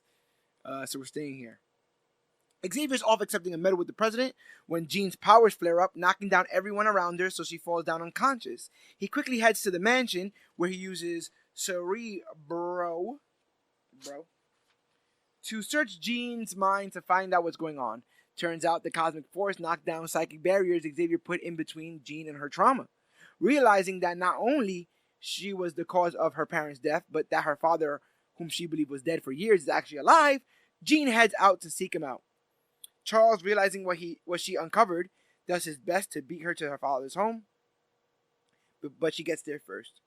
Reading her father's mind, she realizes that he abandoned her immediately after the accident, blaming her for killing his wife. So Jean knocks him unconscious and goes outside once she realizes. Yeah, pretty ballsy with a telepath that has arrived. Orange veins. But I don't think that he knows that she's a telepath. I don't think that was ever explicitly said to him. Well, I mean, like, she started having those orange veins coming out of her face when she was getting mad, and he was still stepping to her. I also don't know that you don't go check the daughter ever. You never go check the daughter ever. At least to find out about her. And guess what? Billy Batson. If you've seen Shazam, Billy Batson goes and sees his mom, who he's been separated for many years, and she's like, what up? And he's like, I'm here. I found you. And she's like, yeah, that's cool, I guess. Like, she was trying to get rid of him the same way he was trying to get rid of her in this film. They take way too much. Reading her, oh yeah, did that. They try to talk her into coming with them, but when cops arrive, Jean loses control and flips over some police cruisers. Where did the cops come from? Who called them? Who called the cops? I watched this film twice. The second time I went over the scene where the cops show up. Why are the cops there? Later on, the military shows up, but they show up because of this incident where she kills these cops. You could just chalk it up to the cops and that those cops are already taken over by the alien race that does the shapeshifting. Maybe. That's a lot. Yeah, though. that's a reach. It's a reach, but it's a reach I literally just came up with right now, so valid. It's an Elastic-Woman level reach, and if you want to know that context, make sure to stick around for next week's episode of the Major Reach Podcast. But yeah, He's really trying. She flips over the cops' cruisers. She starts doing her like be quiet, flip out thing, and this happens 4 times in this film. And every time it happens, she goes, "I don't know what happened, but it does." And she goes, "This power, you won't be able to stop it." And so, anyway, now corrupted by the Phoenix, the X-Men do their best to subdue Jean to no effect, and she deals with them swiftly and effectively. Hank tries to tranquilize Jean when Xavier stops him. And stops him and time. Him and time. He stops everything. And allows Raven to try to get to her. Because they're best friends. Instead, Jean impales Raven on like a pitchfork-like thingy. Debris, really. And flies away. And then, every time she flew away, I audibly laughed. Because there's no sound. She just looks up and flies away. And the worst part is that CGI for her just lifting up to fly away is so horrible. It's supposed to make her... It resembles too much of Magneto, one, with her hands on her side and her jacket just flowing in the air. And 2, she just goes straight up. She doesn't go to the side. She doesn't go left. She just goes straight up into the sky. Where are you going? I really dug, remember Hancock? Like how they were dealing with like, bro, next time like you land, like try not to mess up the floor. Yeah, that's a movie we should really talk about. But better movies, better times. Man, I did not care about Mystique's death at all. She didn't deserve it. Like, I guess... You talk about that because I have nothing to say. Alright, death for characters should be important. Because just like death in life, it's finite. It brings grief. It brings all kinds of pain and remorse. Things that you never got to do. Things you never got to say. You know, it's death. To explain death is to talk to a wall. You know, it's hard to explain death. Right. But I feel like a character dying in a movie or a show should be deserved and earned. If you're going to give me this character, I should be able to cry when they get taken out of the writing. Right. And I didn't care about Mystique at all. Her character was boring. She served no purpose. For every movie, she's half good, half bad. So why do I care? And also, in this movie, she did nothing. Mm-hmm. She did nothing but talk crap to Charles, try to get Hank to quit the team, give off all of these different conflicting emotions to Jean. And then once Charles does freeze time and she's talking to Jean, you know it's going to come. I was just sitting in the chair, just rolling my eyes, waiting for it. I'm just like, just do it already. You know you're going to do it. I was looking over at Jasmine. I was like, you know you're going to do it. They're going to do it. Watch. They're going to do it. It's going to come. And bam. She did the close your eyes. Oh, shut up. Don't. No, but the thing is, I'm going to keep kicking it. The thing is, when that happens, when she's killed, when she's forced into the pitchfork, we know that she's dead. I know that she's dead. You know that she's dead. The director knows that she's dead. But they don't show it. For like 5 minutes. Jean. Then they show Mystique. Then they show Jean. Then they show Mystique. Then they pull back a little bit. Then Beast shows up. They relish the revelation. You already know by the facial expressions of the push. As soon as Jean pushes her, and you see Mystique's face and the way her expression is, you know she's pushed through debris. I have 2 hallmarks for what a comic book character death should feel like. One is Iron Man, obviously. Obvi. But a second, and the one that actually shocked me, and the one that actually is what I consider the benchmark, is Into the Spider-Verse, when Spider-Man dies. When Spider-Man dies in Into the Spider-Verse, and the entire world, knowing who this person was, knowing what he meant to New York, what he meant to crime fighting, knowing that this person was only a child, finding out the identity of Spider-Man through his death, because the only time you would have known, and finding out, like, Spider-Man was always mild-mannered Peter Parker who lived in Queens, New York, and, used to get his sandwich squished down the sandwich a little bit, made it home. No one cares about this. Only the X-Men care that Phoenix is killed, and the cops are just looking for another reason to turn on the X-Men, and so they use this to do so. It's incredibly frustrating. But the X-Men have a funeral for Mystique, and afterwards Hank accuses Xavier of never admitting to his faults, believing the root cause of Raven's death to be Charles's fault. They argue, and I just saw you. I just saw you. From the corner of my eye, I just saw you roll your eyes and like slump down in your chair. That's hilarious. They argue, and a rift is visible between them for the first time. The alien, now identified as Volk, shows up at Mr. Gray's home and interrogates him, hoping to find Jean. The rest of her race has landed on Earth and has already taken the form of regular humans. They even speak the language. Sometimes. They continue to search for Jean and wear black for some reason. So I feel like it's important to explain... How do you feel about the Dabari, who were seemingly a race of aliens, shape-shifting aliens, whose planet was destroyed when the Phoenix Force went past it? From start to finish, this entire alien race is the Skrull.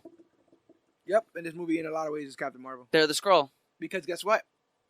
Jean Grey couldn't remember her memories. Alien guess race. What? She went back to the home that she's supposed to remember everything from. Guess what? She felt betrayed by the one team that had her because it put blockers to stop her from reaching her full potential.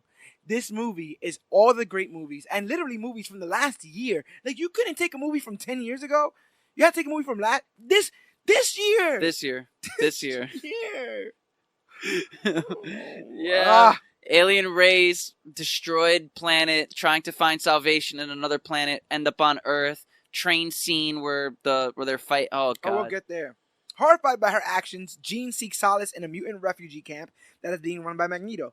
I wrote that down. Is that true? It is being run by Magneto, right? Or is he just run? I'm pretty sure it's being run by him, because if anybody is the way that this world that they've built up works, if Mystique can be some sort of martyr in human and mutation community, then Xavier is not Xavier. Eric is definitely running that place for himself. And so Eric Lencher, Magneto, doing his best Thanos impression of, I did what I had to do, now I'm just hanging out. He's there.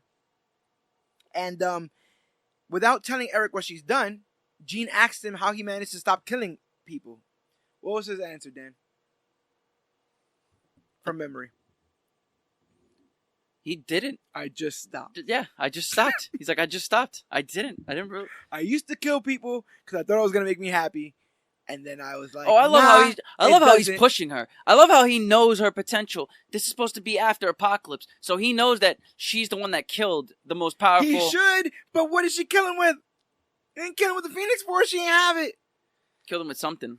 Kill him with kindness. When the military shows up hoping to put Jean in custody for the cops and mutant that she literally just murdered, Eric pretends that she isn't around. He explains that the land they're on is government owned and given to the mutants so they have every right to be there. That's true. And he even says, well, listen, we're not here for any of you mutants. We're not here to start problems. We don't want... But I feel like Magneto's thing in that is like, if this was a normal American home, you'd ask for a search warrant. It's true, though. I was actually thinking of that myself. And so, how does this make it any different? Which is true. Like, if we're gonna give mutants the same amendment rights that we give humans, then they can't be part of the Fourth Amendment where it's illegal search and seizure. Let me show you how much I love this lore. Not this movie, but this lore. I can add a level of greatness onto this scene that they didn't even think about, Dan. All Magneto has to do is look up and go, this is not the first time military men have come through my town and try to take us. There you go. Take us without any warning, without any reasoning. I'm tired of the military. And they even did that in They even did that in Last Stand. They alluded to that in Last Stand where in Apocalypse they brought him back to Auschwitz. Psylocke was like, and in Last Stand was like, if you're a true mutant, then where's your markings? And he puts out the numbers from his Auschwitz days, and he's like, I have a pair of markings on me, and I swear no needle will ever touch my skin again. That's some good damn writing for a bad movie. Where's that here? None of the good writing that was in these bad movies wasn't here. We are peace-loving people is just a bad movie. At this moment, and y'all have come to terrorize us like you've done many times before. And how do I know that this doesn't end up with us in camps? And guess what, Dan? They talk about camps. They talk about mutant internment camps. Oh, this could be the next level. They started putting them in mutant internment camps because Jean had one flip out and attacked a couple of cops. That's all it takes. That's all it takes. Anyway, yeah, Eric pretends that she isn't around. He explains that the land that they're on is government owned, like I said. The man in charge says they're only there to get Jean. And she appears, crashing a military helicopter with her mind. Oh, it's with no care in the world. Nope. He's like, stay here, hide. She's even trying to hide. And then out of nowhere, she's like, you know what? I'm just going to show off my powers. And flip this helicopter for no reason. So nobody died from that helicopter? Died. I think the people in it died. No, all those people survived in that helicopter. I know that they all survived. So there's this moment, right, where she's turning the helicopter and the blades are going, right? And there's a scene the scene in the trailer is that the propeller or whatever the heck shoots out and stabs through like a barn, and Magneto's there. So I'm looking and I'm like, oh, that was just a trailer thing. That thing is about to shoot out and stab that guy standing next to Magneto. Nope, just exactly a cooler movie in my head. And that's several times. I thought they were going to kill at least one of those military guys. Several times I wrote a better movie in my head. And whatever. Eric tries to get her to stop, and she plays tug of war with Magneto for control over the helicopter before letting the men go. Eric demands she leave at once, and she does. Do you have anything else to say about those series of scenes? Unnecessary. Okay. Volk finds her in a bar pretending to be an old man and convinces her that everyone she knows is turned on her. Volk continues by explaining via PowerPoint that she is special and that she's the most powerful being in the universe. What is the powers of these aliens? It's like it's so arbitrary at this point. Do what they need to do for the film. If you're aliens and you don't care about being aliens and you know that you can kill anybody that's going to stop you, then why are you even bothering to hide in... So that's why I'm like, this film is just bad, because it takes things from Captain Marvel, but without the nuance. Captain Marvel said, Skrulls are refugees, but just because you're a refugee doesn't mean you're bad. Just because you want a place to live doesn't make you a bad person. And this movie says, no, they will kill you to take what they feel they are owed. Which is basically the crappy plot from Man of Steel, which is terraforming and to make up your own planet. It's also what allows people to garner and place hatred on immigrants. True. Their belief that they're not coming here to live amongst us. They're coming here to take, and who cares who's here already. That's the rhetoric that's in this. Then you have Captain Marvel says, men are going to put you down and they're going to try to suppress you. And you should try to overcome that and realize your true power. This movie says that, and it says that true power can kill you. Realizing who you truly are will kill you. Where was this gift speech for the entire movie? You do it once and then you don't... how many times you could have stopped her with the gift speech? Yeah. So she's like, folks, like, I need you because I need you to help me rebuild my planet. Your power, it deals in both death and life. And so, push comes to shove, you could probably resurrect my planet. Which is kind of cool. Finally, feeling like she's with people who don't fear her, Jean chills with the Dabari. How do you feel about, like, the rest of the Dabari? Like, basically just that one black guy that's hanging out with her. Yeah. Pointless. NPC character, insert no faceless guys from Suicide Squad here. This is why I love Major Issues, because we get to talk about things that most people may not be privy of. Like, one of the things is our Major Issues group chat with all the hosts of this show, where we're constantly talking about comics, movies, all that kind of stuff. It was early on, it was theorized by many smart members of Major Issues that Jessica Chastain was playing a physical embodiment of the Phoenix Force. She would be the devil on the shoulder of Jean saying, but don't you like this? But those people were in your way. Look at how much power. No, that's too clever. It's just a they got there a little bit. It's just bad. Anyway, meanwhile, the country deems Jean as a national threat and considering mutant internment camps for dangerous mutants. To show how far they've fallen, the president doesn't answer Xavier's call, and his special line is disconnected. How'd you feel about the rise and fall of the X line? It was actually pretty good. Because it was kind of foreshadowing. It was. He told Mystique, all it takes is one bad mutant to put all this hard work that I built for away. And it's true. All it took was Jean to attack a couple of cops and a couple of military guys for the president to say, yeah, I think we're going to have to cut off our friendship a bit. I think that's kind of cool that you have like that they're doing anything they can just to kind of be at level. And it's also a bit of a kind of like commentary on special interest groups. As long as you're dancing, you know what I'm saying? As long as you're doing what's making everybody happy, you're good. You know what I'm saying? And Ellen, no one cares about her being gay because she's out there dancing and she's funny. She got cats and dogs on her she's shows. Funny. Yeah. She does surprise things, but let somebody else who doesn't make you laugh come out as gay, and all of a sudden it becomes blah, blah, blah, blah. And it's the same thing here. Like, all it takes is for one minority group to mess up once before all minorities are wrong. All it takes is one mutant to do something wrong before all mutants are deemed dangerous, and that's what this was the revelation of. And I just don't understand whether or not it was earned. And they could have taken that idea all the way to the end. Like, everyone should have seen Jean's sacrifice. Everyone should have been like, wow, they're not here to hurt us. They would really kill themselves rather than hurt us. Nobody's there. No one sees any of this. That sacrifice made no sense to nobody. It did nothing. Did she even get a funeral? No, she didn't. She just got her... No, she didn't. She got nothing. They wasted all the black tie affair on a Raven. Damn it. That's what happened there. Hank steals the X-Jet because that's just something that you freaking do. You steal the biggest, most the loudest form of transportation. No. You were more madder about it yesterday. You were so much more mad about it. Because Cyclops comes, yeah, here you go, bring it in. Scott walks into Xavier's office. Xavier is just sleeping? Yeah. How does he get from there to this chair? Yo, he looked like he was drunk as hell, though. He looked like he was just out of drunk. it. My man is out of it. And Scott's like, Hank is gone. He's like, are you sure? And he's like, yeah, he's not in class. Have you checked his room? No, he's not in his room. But the X-Jet is missing. How does no one know the X-Jet is missing? How do you don't hear it? There's a child in one of those classrooms with superhuman hearing and goes, I think I hear a jet leaving the premises. And someone has to be like, no, you're just hearing things, kid. It doesn't make any sense. This doesn't make any sense. This was probably the biggest deviation from character motivation I've ever seen in comic books.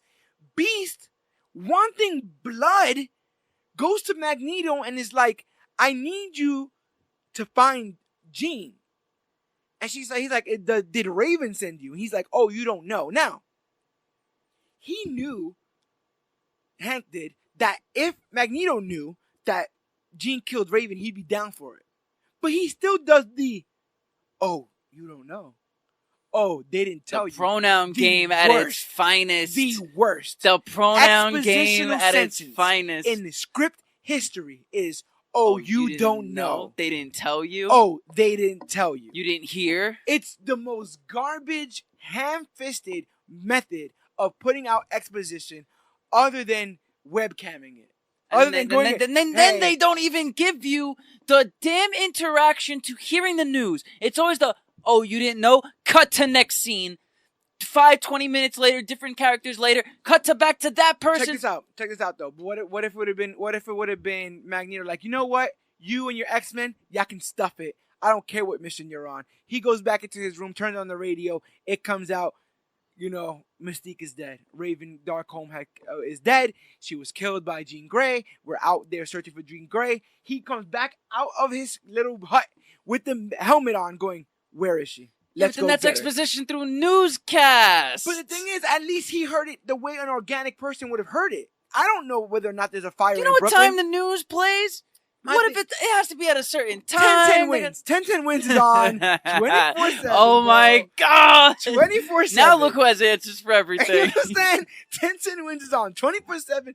You can just put it on, find out about the traffic. No, find they out do about play the the same 5 stories over and over. I will say that. But the thing is, like, you could have found it out that way. It would have been so much more organic to find it out from somebody who's not trying to pull your strings. So many people are trying to manipulate each other. There is a lot of manipulation in this movie from good guys, from bad guys, from neutral characters.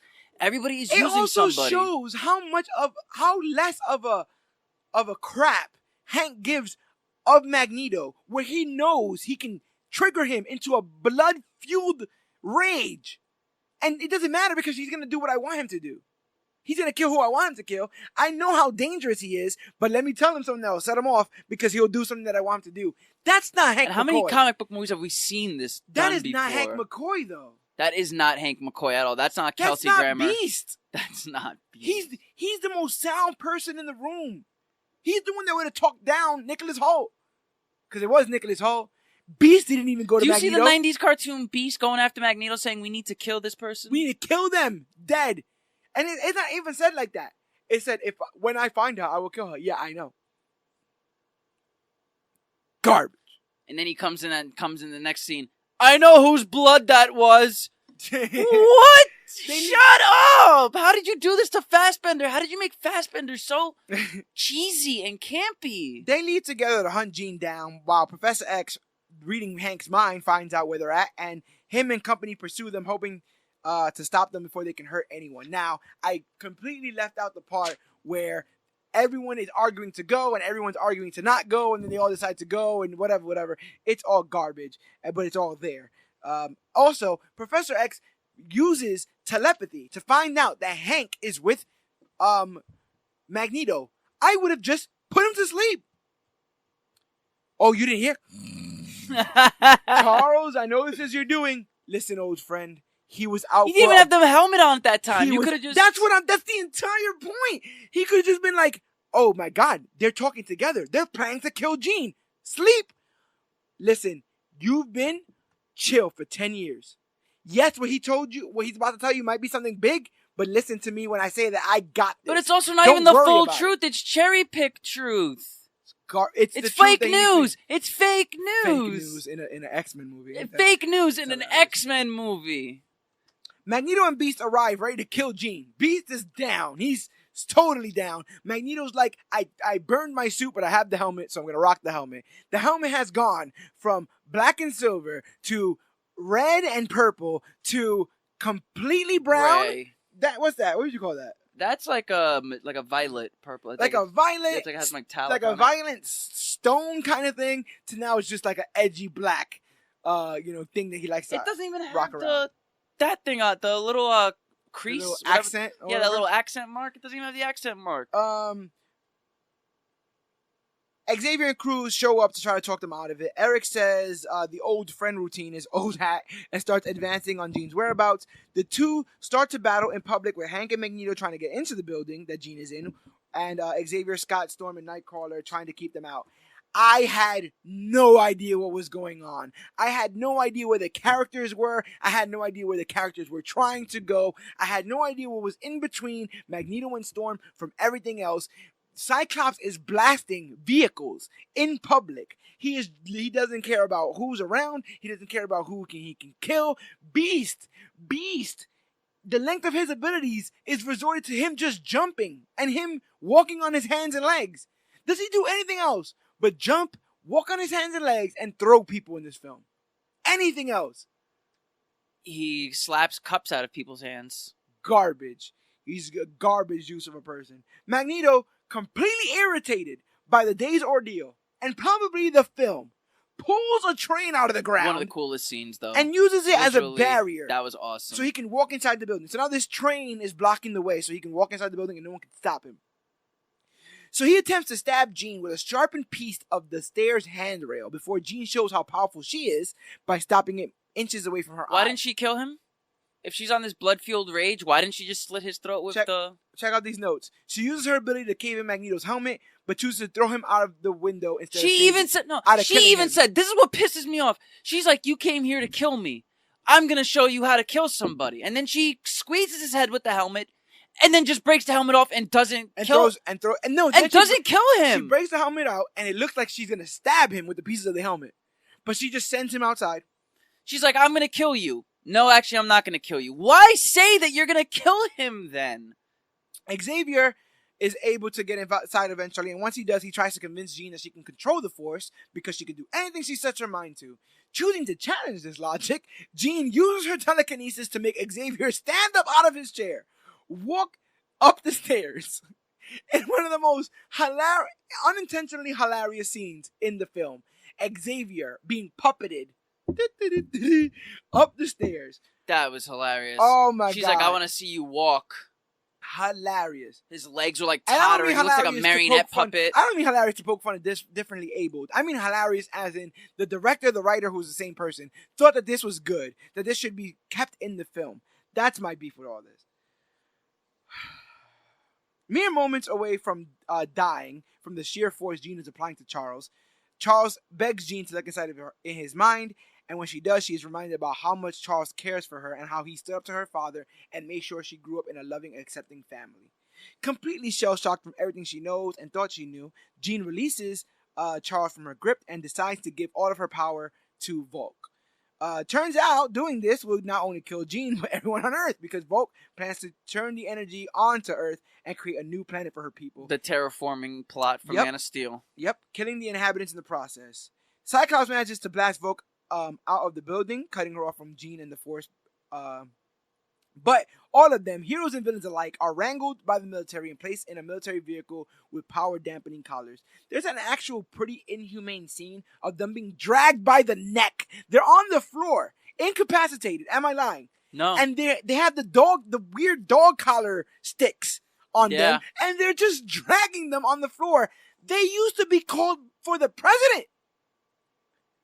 It's been a day. In the world. It's been a day. A lot can happen in 24 hours. But this country has inherent racism towards black people. What does it take where tomorrow or tonight they decide that we're just going to go back to whites-only fountains? Like, this society on a whim. Well, I don't know. Yeah, I don't think where nothing could be that extreme. Well, you're dragging them on the floor? There is these armed people with mutant abilities. Now, if let's say all black people had be able to shoot flames out of their eyes. You're saying all black people can't shoot flames? They can if they put their mind to it. This pen is a gift. That's what Charles says, baby. This pen is a gift. If you can shoot flames out of your eyes, don't use it to kill all whites. You know, I'm actually glad that we're doing this with you, though. I'm glad that I'm actually glad I'm doing this with you. Yeah, 100%. Like, at least we had at least we could find something to enjoy out of this shit movie. So if the only thing we can enjoy out of this shit movie is our Major Issues podcast, found wherever podcasts are found, then I'll take it. I'll enjoy it. Because at the end of the day, the movie may be shit, but I enjoy it with the people I watch. But we're only 30 minutes left. Yeah, we're about to get to the shit show at the end of this. And, oh god, this is when we started waving our hands like, can we go? What's funny is, if you can look, now that we're getting to the end, is literally the least amount of sentences of this summary so far. So, and he didn't pull this from Wikipedia. He wrote this himself. I wrote all this myself. This is actually not bad for a Wikipedia plot recap. Have I missed anything? Yeah, no, actually no. It's all covered, baby. And you're not even like going opinionated on it. You're actually just doing actual scene by scene recaps. That's all I'm doing. I'd say upload this to Wikipedia. Try it. Yeah. Completely show. Oh no, I did that already.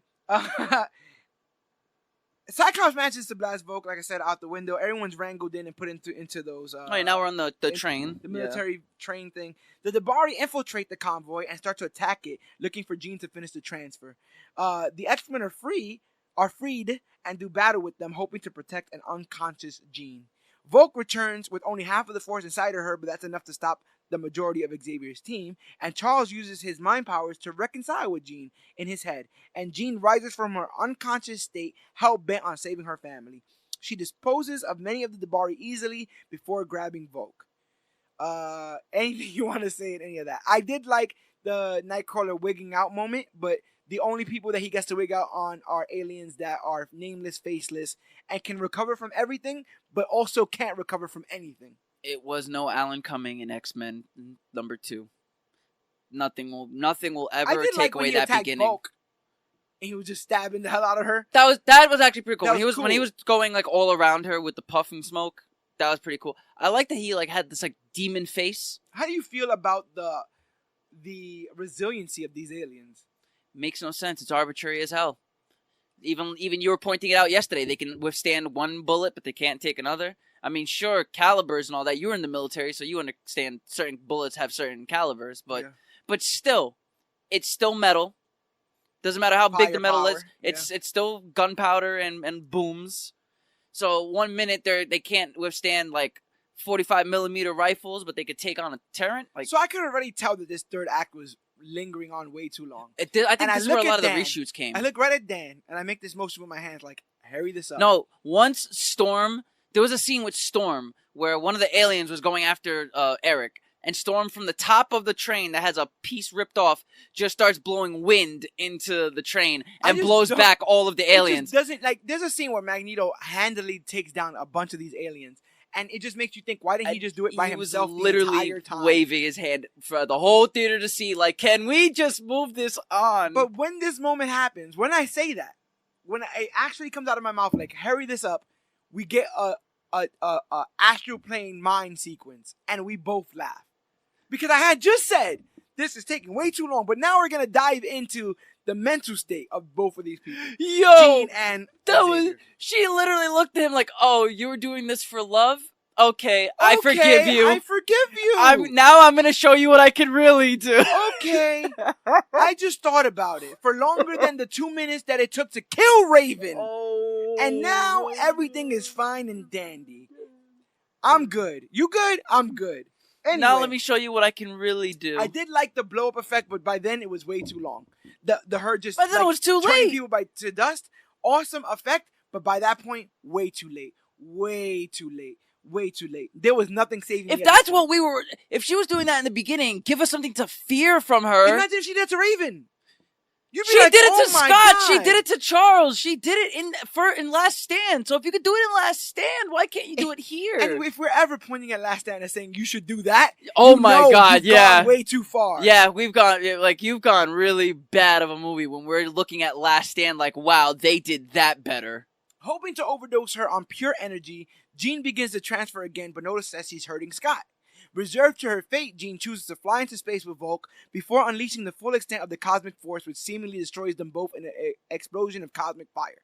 The school is renamed after Jean because of her sacrifice. Hank becomes headmaster, and Charles and Eric have a chat and a game of chess while a phoenix lights up in the sky in the background. Do you see how quickly I tied all that third act up? There's probably more. I don't think there's more. No, that was it. That was it. Yeah, it was. I think it's those sentences played out for 45 minutes. For no reason. For no reason and nobody. Me and him started cracking up when it was Charles and Eric in Prague or wherever they were, France or whatever. Because I swear on everything, I thought they were pulling off a Dark Knight Rises ending. They shot it that way, bro. They shot it just like that. And I would be surprised if that's not the place. Because when they pulled away, they showed that they were in Europe. They weren't in a regular place. No, they were in France. Yes, they were in Europe. They're at an outside cafe. And so something's going on there. Something is going on there. That was Dark Knight. And so you have this train sequence from Captain Marvel. You have the men keeping you down from Captain Marvel. You have the beginning of Shazam. You have the ending of Dark Knight. You're putting every damn movie you got into this film, and it just made it this blended. I wouldn't have been surprised if while they were playing chess, Charles would have looked over Eric's shoulder and he would have seen Scott and Jean chilling in France, drinking coffee. If they would have done that, I'd have walked out the theater. I would have not. I'll let you know that one of the greatest in-theater experiences I've ever had was watching Captain America grab the hammer, was watching Thanos snap in Infinity War. But going up there is Dan doing his best Charles Xavier and being in my mind when I saw that cafe. Because as soon as I saw that cafe, I like looked to you and I started to like laugh, and you I didn't have to explain it. You automatically was like, they better fucking not. Like, they better not be doing. Dude, the second I saw that set, I'm like, no. Because you already knew why I was laughing. Because I'm like, they don't care that much that they're about to just pull from they're about to turn the corner and you're going to see Jean there with Scott, just like in Dark Knight, like, and raise a toast, and it's all there. Oh my God. It just felt good having a brother there to experience that with, because man, it was just too. It was like playing one of those guess the frame of this movie games. Like, there was no way that was not the same backdrop of France from Rises. I had you do some homework. I had you do some research and talk about these reshoots and stuff like that. So what did you find out? What did you find out when it came to these reshoots? Because I'm trying not to be too critical because of the reshoots, but listen, I'm paying my money for this. This is a movie. I will never. I probably, knock on wood, will never make a movie. But I hope that when I make a movie, I'm putting my all into this, and I didn't feel that way with this.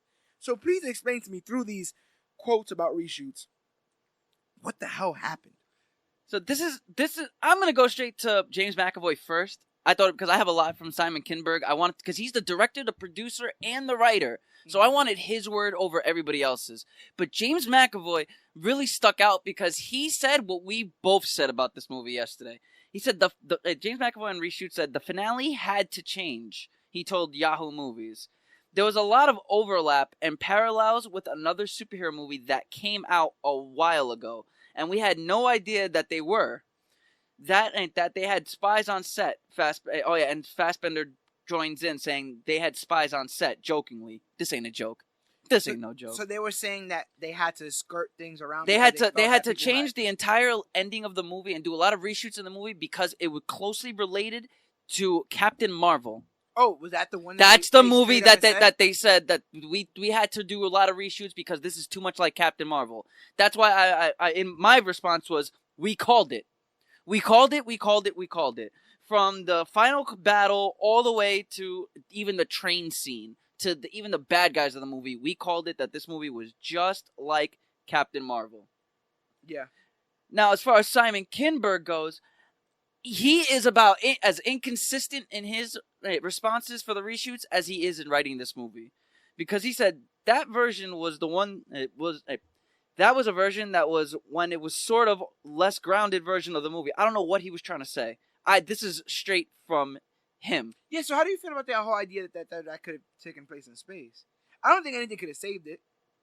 No. That is what it is. No, there's nothing could have saved this movie. This movie shouldn't have been... this script, the way it was set up from story by story, should not have worked. It should not have gone anywhere. They should have rewritten this entire thing. Because this is dumb. Or thrown it out. I'm also on the... Mostly we focused on the third act for reshoots, both emotionally and in terms of physical scale. Mm-hmm. And the action of the third act we had to adjust, he explained. And then there were certain things in the first two acts of the movie, very few things, that didn't set up with the third act that we had to adjust.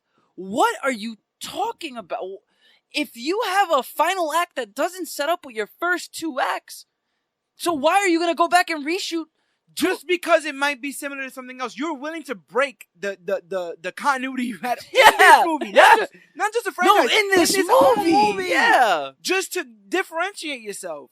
There's no confidence in this movie. This movie is... He said, what I felt in watching the third act of the film before the reshoots is it didn't fully pay off. The reconciliation of the family. There was not the kind of there was not the kind of catharsis I wanted the audience to have going through all of the trauma of this family that you see that the audience could have gone through. You want to see them come together at the end. You want to see them come together in a different form at the end, a more mature form. When you heal, you get stronger, but you're different from it. I wanted the third act to reflect on that, so we went back and did pickups to really create for me what was more satisfying, cathartic ending. Holy crap! Nothing paid off in this movie. Nothing paid off. In a better movie, the Dabari would have infiltrated the military and used the government to oust mutants. Yes. They would have said, you see that? You see what just happened there? There would have been a Dabari guy like Stryker going, we need to go to that school and we need to level it because those kids in there can do what that one girl just did. And we need to stop it there. Dabari would have showed up there with the military. Jean, it was the X-Men against the military, but they're also aliens, so it doesn't matter. You can kill as many of them as you want. And it just, there's so many different ways this could have went. So, Angel's in the comic. Where's Angel in real life? He lives, right? Where is he? Where's any of those 4 horsemen? Gone. Well, Magneto's here. Oh, God. This is Kinberg on First Class's ending. And doing this research for you, this is where I had to... It angered you? I had to stop. I had to stop for a second and really, read what this man wrote. He said, it's the family of outsiders and outcasts, strangers who come together to form this surrogate family, and over the span of these movies have conflicts, Kinberg added. But mostly their conflicts are with outside villains, so the family is tested but remains together. This is a film that would tear the family apart. What movie were you watching where First Class had a happy ending? But not only that, no one else besides Hank thought Charles was wrong in what he did. And Hank was kind of, sort of compromised because he was sleeping with that woman. No one else in the school was like, oh, you did that? That was kind of No, but he's talking about the way First Class ended. He said that the family was divided. Yeah, but this is on First Class's ending. Yeah, on First Class's ending. But he's also talking about, he said when First Class ending, they're coming together. They can't. The family was tested, but they were never apart. There is no. This is the one that's going to test them and push them apart. The only person that left was Beast. Yeah, he was the only one that left because the other 2 died. One seemingly, one for real. All the rest of the students and whatever Xavier you say. retired, and they're all but I'm saying Storm, Cyclops. No one else questioned Xavier and what he did. No, not at all. They didn't even know this conflict was going on between them. The only one that knew was Beast, and that's because he was dating Raven. If it was anybody else, no point in this. Does Nightcrawler walk in and go, is it true? Did you put mental dampeners on her? No one does that. Scott knew. I don't even think Scott knew. Scott was fine with it because I think at one point she tries to explain it to him and he's like... At least in oh my God, once again, at least in Last Stand, they had people that there was weight. There was an emotional weight. These Only kids in this were... episode will you ever hear the words, at least in Last Stand. Oh my God. I thought we would never hear those words on this podcast, but we're here. In what movie were you watching that First Class had a happy ending? Charles was paralyzed for life. Lost his 2 best friends. It was optimistic. It was optimistic and hopeful, but it wasn't. I wouldn't know. The family didn't come back together at the end. Charles lost his family to get a new one. That's the whole thing. He lost his best friend, his surrogate stepsister, adopted sister. It just sucks because they did too much time trying to convince me that Charles Xavier is an egotistical maniac, that Eric Lyncher is a reformed peacemaker. That Beast, it's a bloodthirsty murderer. That Cyclops is nothing. What is Cyclops in this film? Jubilee. No, well, yeah. He had one cool Storm scene in might space. Be Jubilee. No, I cannot for the life of me. I can't give Storm the Jubilee Award for the simple fact. The ice. All right, it's not about the ice. All right, did they write her to do anything? No. But when she was on screen to display her power, she was doing some pretty cool stuff against the Dabari. I have to admit, she shocked a bunch of people off the train, so that was pretty cool. Not cooler than Nightcrawler killing the Dabari with his knives. And that's why Nightcrawler and Storm end up surviving this movie. Because for seemingly 2 people that had nothing to do, they were doing the most when it came down to the action. Yeah. But no, Beast, Cyclops did nothing. So I can't believe they knew. This is once again, they neutered Cyclops. Yeah, right. Once again, you neutered Cyclops. But oh my God, at least in Last Stand, you believe in their relationship. You had 2 movies beforehand to believe Scott really would feel this distraught about Jean Grey's death. Over here, you don't even get any of that. So how do you feel about that? How do you feel about the I feel like there was a lot of moments in here that they asked us to lean on our knowledge of these characters more so than actually give us the nuance. You even said to me, "It's like I'm supposed to know that these 2 love each other over a shoulder touch in space." Yeah, that's not enough for me. And I stopped myself because I feel like I'm repeating myself. Because next week we'll be covering Doom Patrol, and Doom Patrol was a property I did not know much of. And in its introduction, they made sure that they gave me the knowledge that I needed to go forth. They did not assume that I knew, mostly because the property is kind of sort of unknown. And I liked my hand being held that way. I liked being romanced. They romanced me in Into the Spider-Verse. And I know all those characters canonically. I know Spider-Gwen. I know Miles. But they held my hand. And they said, this is a multiverse. We're all from different versions of this multiverse. Yeah, you know, come on. you know a Spider-Man. Nicolas Cage but as Spider-Man. They're like, awesome. You know a Spider-Man, but on another Earth, there's another Spider-Man. There's a Peter B. Parker and a Peter F. Parker. And you would think that I would be like, come on, get on with it. But it wasn't, because it did its best job to explain itself. This just is like, this reminds me of BVS, where it's like, you're supposed to know. Why don't you know? Because you didn't tell me. You never tried. I'm supposed to believe that Lois Lane and Clark Kent are in love because he hops into a full-done bathtub with his clothes on? That's not even... Maybe that's something that Kryptonians do. When they're angry. How would I know he's an alien? He's a damn alien, but he's not like the Dabari aliens. I'm kind of mad at that. I don't even care about Dark How do you feel about Jean's sacrifice? How do you feel about them naming the school after her? It happens in the comics, I believe. I think they've done it so many times in comic book movies that I stopped caring about things being named after a fallen hero. No funeral is more poignant than moving the cross to an X in Logan. It ain't gonna beat that, man. It ain't gonna beat that. And well, at least Last Stand had Bobby Drake trying to hold two girls' hands at the same time. Two girls' hands at the same time. Double fisting. He's double fisting at the funeral. Yo, hilarious. God. I liked her sacrifice because I guess... How'd you like her beginning and monologue and stuff?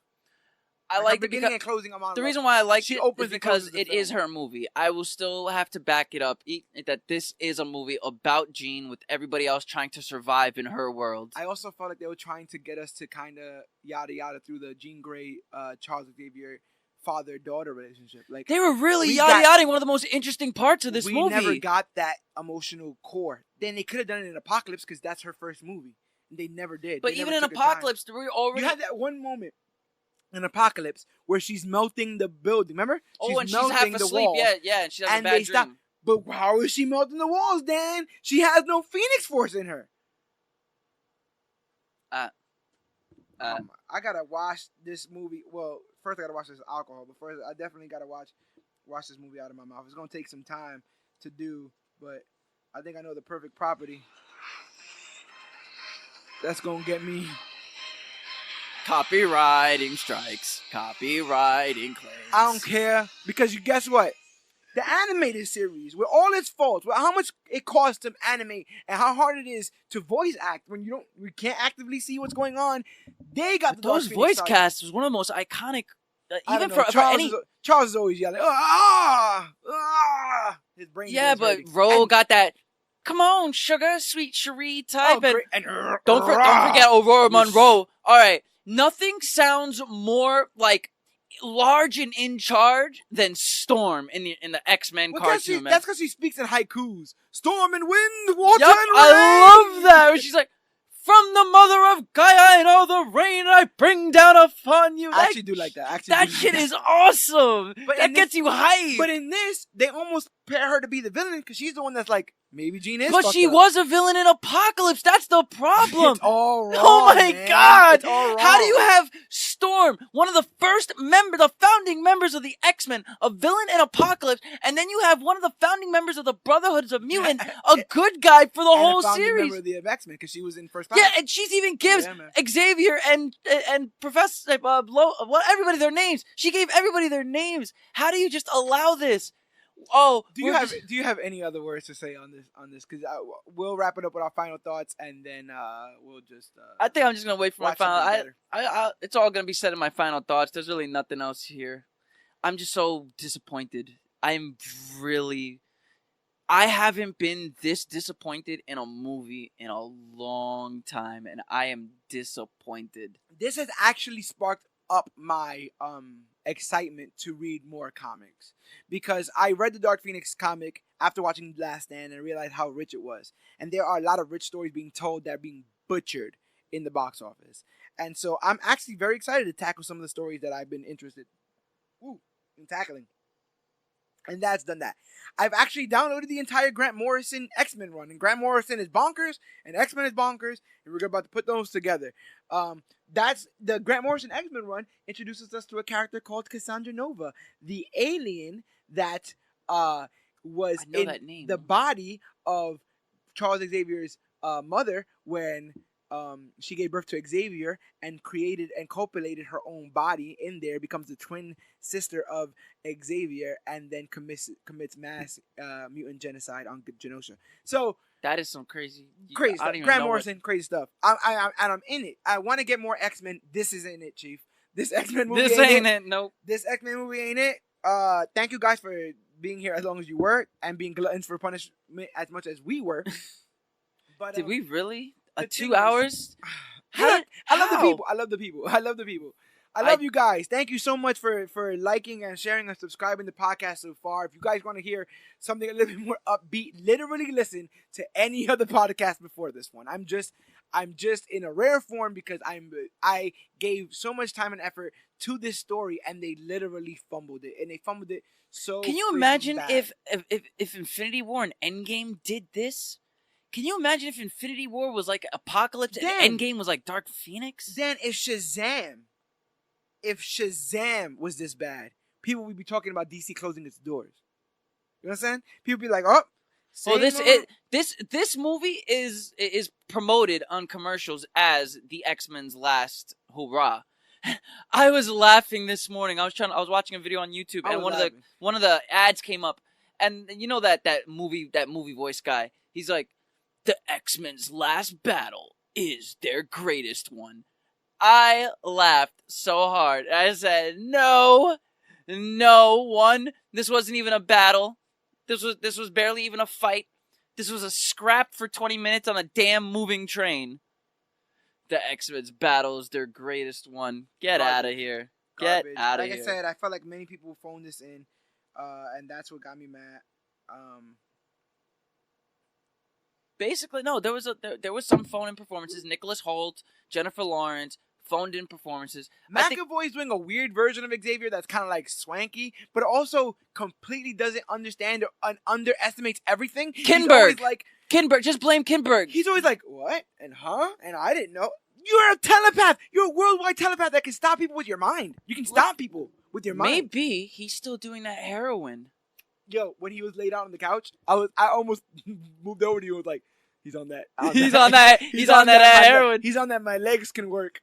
Serum. Yo, if he was to stand up for, I was like, yo, he's on that. You know, it's been a long night. His homegirl just died. His sister, basically, his adoptive sister just died. He says it to Beast. Like, that's my sister. He's like, you're up here talking all high and mighty. Like, I don't feel guilty about what happened to my adopted sister, which I thought that was pretty damn cool. He's like, I just buried my. He's like, that was something like that. He's like, why don't you keep laying the guilt on me after I just buried my sister and all that? That was actually pretty good. I didn't like that. I like drinking Xavier. That's my. I like drinking in general. Well, when you watch movies like this, you're gonna need it. I'm surprised you didn't have the bottle of Fifth out for a Hellboy. Let me see if I can do this.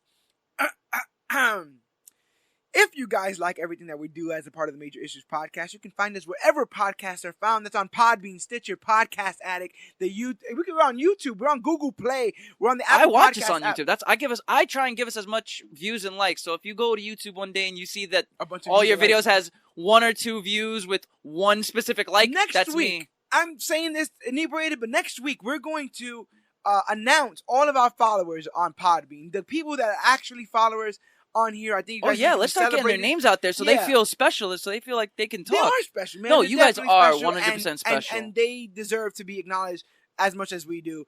But we are literally available wherever podcasts are found. All those mediums that I just expressed. If all that's hard for you and you don't know whether or not you want to download a podcast app, literally Google Major Issues Podcast. If you Google Major Issues Podcast, we are the first result to pop right up. Right, Dan? We are definitely every single. Type, as soon as you type in Major Issues Pod on the Google autocomplete, it'll be like the 3rd one you see. We pop right up. go ahead and give that a listen. You've already listened to this, so go ahead and listen to some of the past episodes and tell me what you think about it. You can reach us always at comicbookclick@gmail.com to get your opinions heard and expressed right here on this show. If you guys write in time, we'll go ahead and read your opinions and let people know how you feel, because we don't want to be the only ones out here expressing ourselves, especially our anger when it comes to stuff like this. So we want your guys' voice to be heard. If you guys have anything good to say about this movie, we would love to hear it. Our dream as part of this podcast is to have the most interactive fan base of all time. We're moving further and further away from our humble beginnings, and we're literally finding our footing. And it's feeling great that you guys have been supporting us this entire time. So I want to thank you guys. If you guys want to do something that's a little bit low effort and definitely free, rate and review us on iTunes. It's the quickest way for us to grow as podcasters and find out how we can change. We're here to evolve and become the best podcast and talk about the latest and greatest things to come to comic books and comic book media. But reaching us, social media, I got you on that. I got you on that, man. Because all you have to do is go to facebook.com/comicbookclick, Instagram @comicbookclick, or use the hashtag comicbookclick to talk about the newest, hottest, latest, and greatest things to come to comic books and comic book media. Again, we're at Major Issues CBC on Twitter, comicbookclick@gmail.com on Gmail. We are everywhere. Talk to us, reach out to us, and let us know how you felt about Dark Phoenix. We are anticipating that one day we wake up and we just have a barrage of emails and inboxes. But I understand people could be shy, so I'm just going to sit here and keep pontificating. You like that word? I love that word. Pontificating. About comic books and comic book media, only because you guys allow it. We could be speaking into the void, but somebody's listening to this, and that's the greatest 3,000 downloads that's and listen. Somebody's definitely listening. Yeah, that's the greatest part about all this, is how we've grown. Thank you guys so much for that opportunity in general. Hi, Mom. I think that's all of it. I think that's all. Yeah. My name is Joy Serrano, a.k.a. The Don. I am Dan, the comic book movie man. And this has been our Dark Phoenix recap and review. And remember, whether or not you deserve to direct your own movie because you've never directed a movie before, whether or not all of a sudden all of your characterization has been thrown away, thrown by the woodside, so you could become a sour one, ain't it? So you could become a murderous blue ball of fur and anger. Whether or not they knocked on your door at 3:00 in the morning, put $2 million underneath the door where the door meets the floor and said, "Hey, Fassbender, do you want to show up and film some scenes?" Whether or not you like this movie or not, whether or not you find yourself an X-Men fan or not, we are going to be here. The X-Men as we know it, the Fox X-Men are gone. The Avengers as we know it are gone. But Major Issues is here. The Clique is here. You are part of the Clique. But remember that you, yes you, are worthy.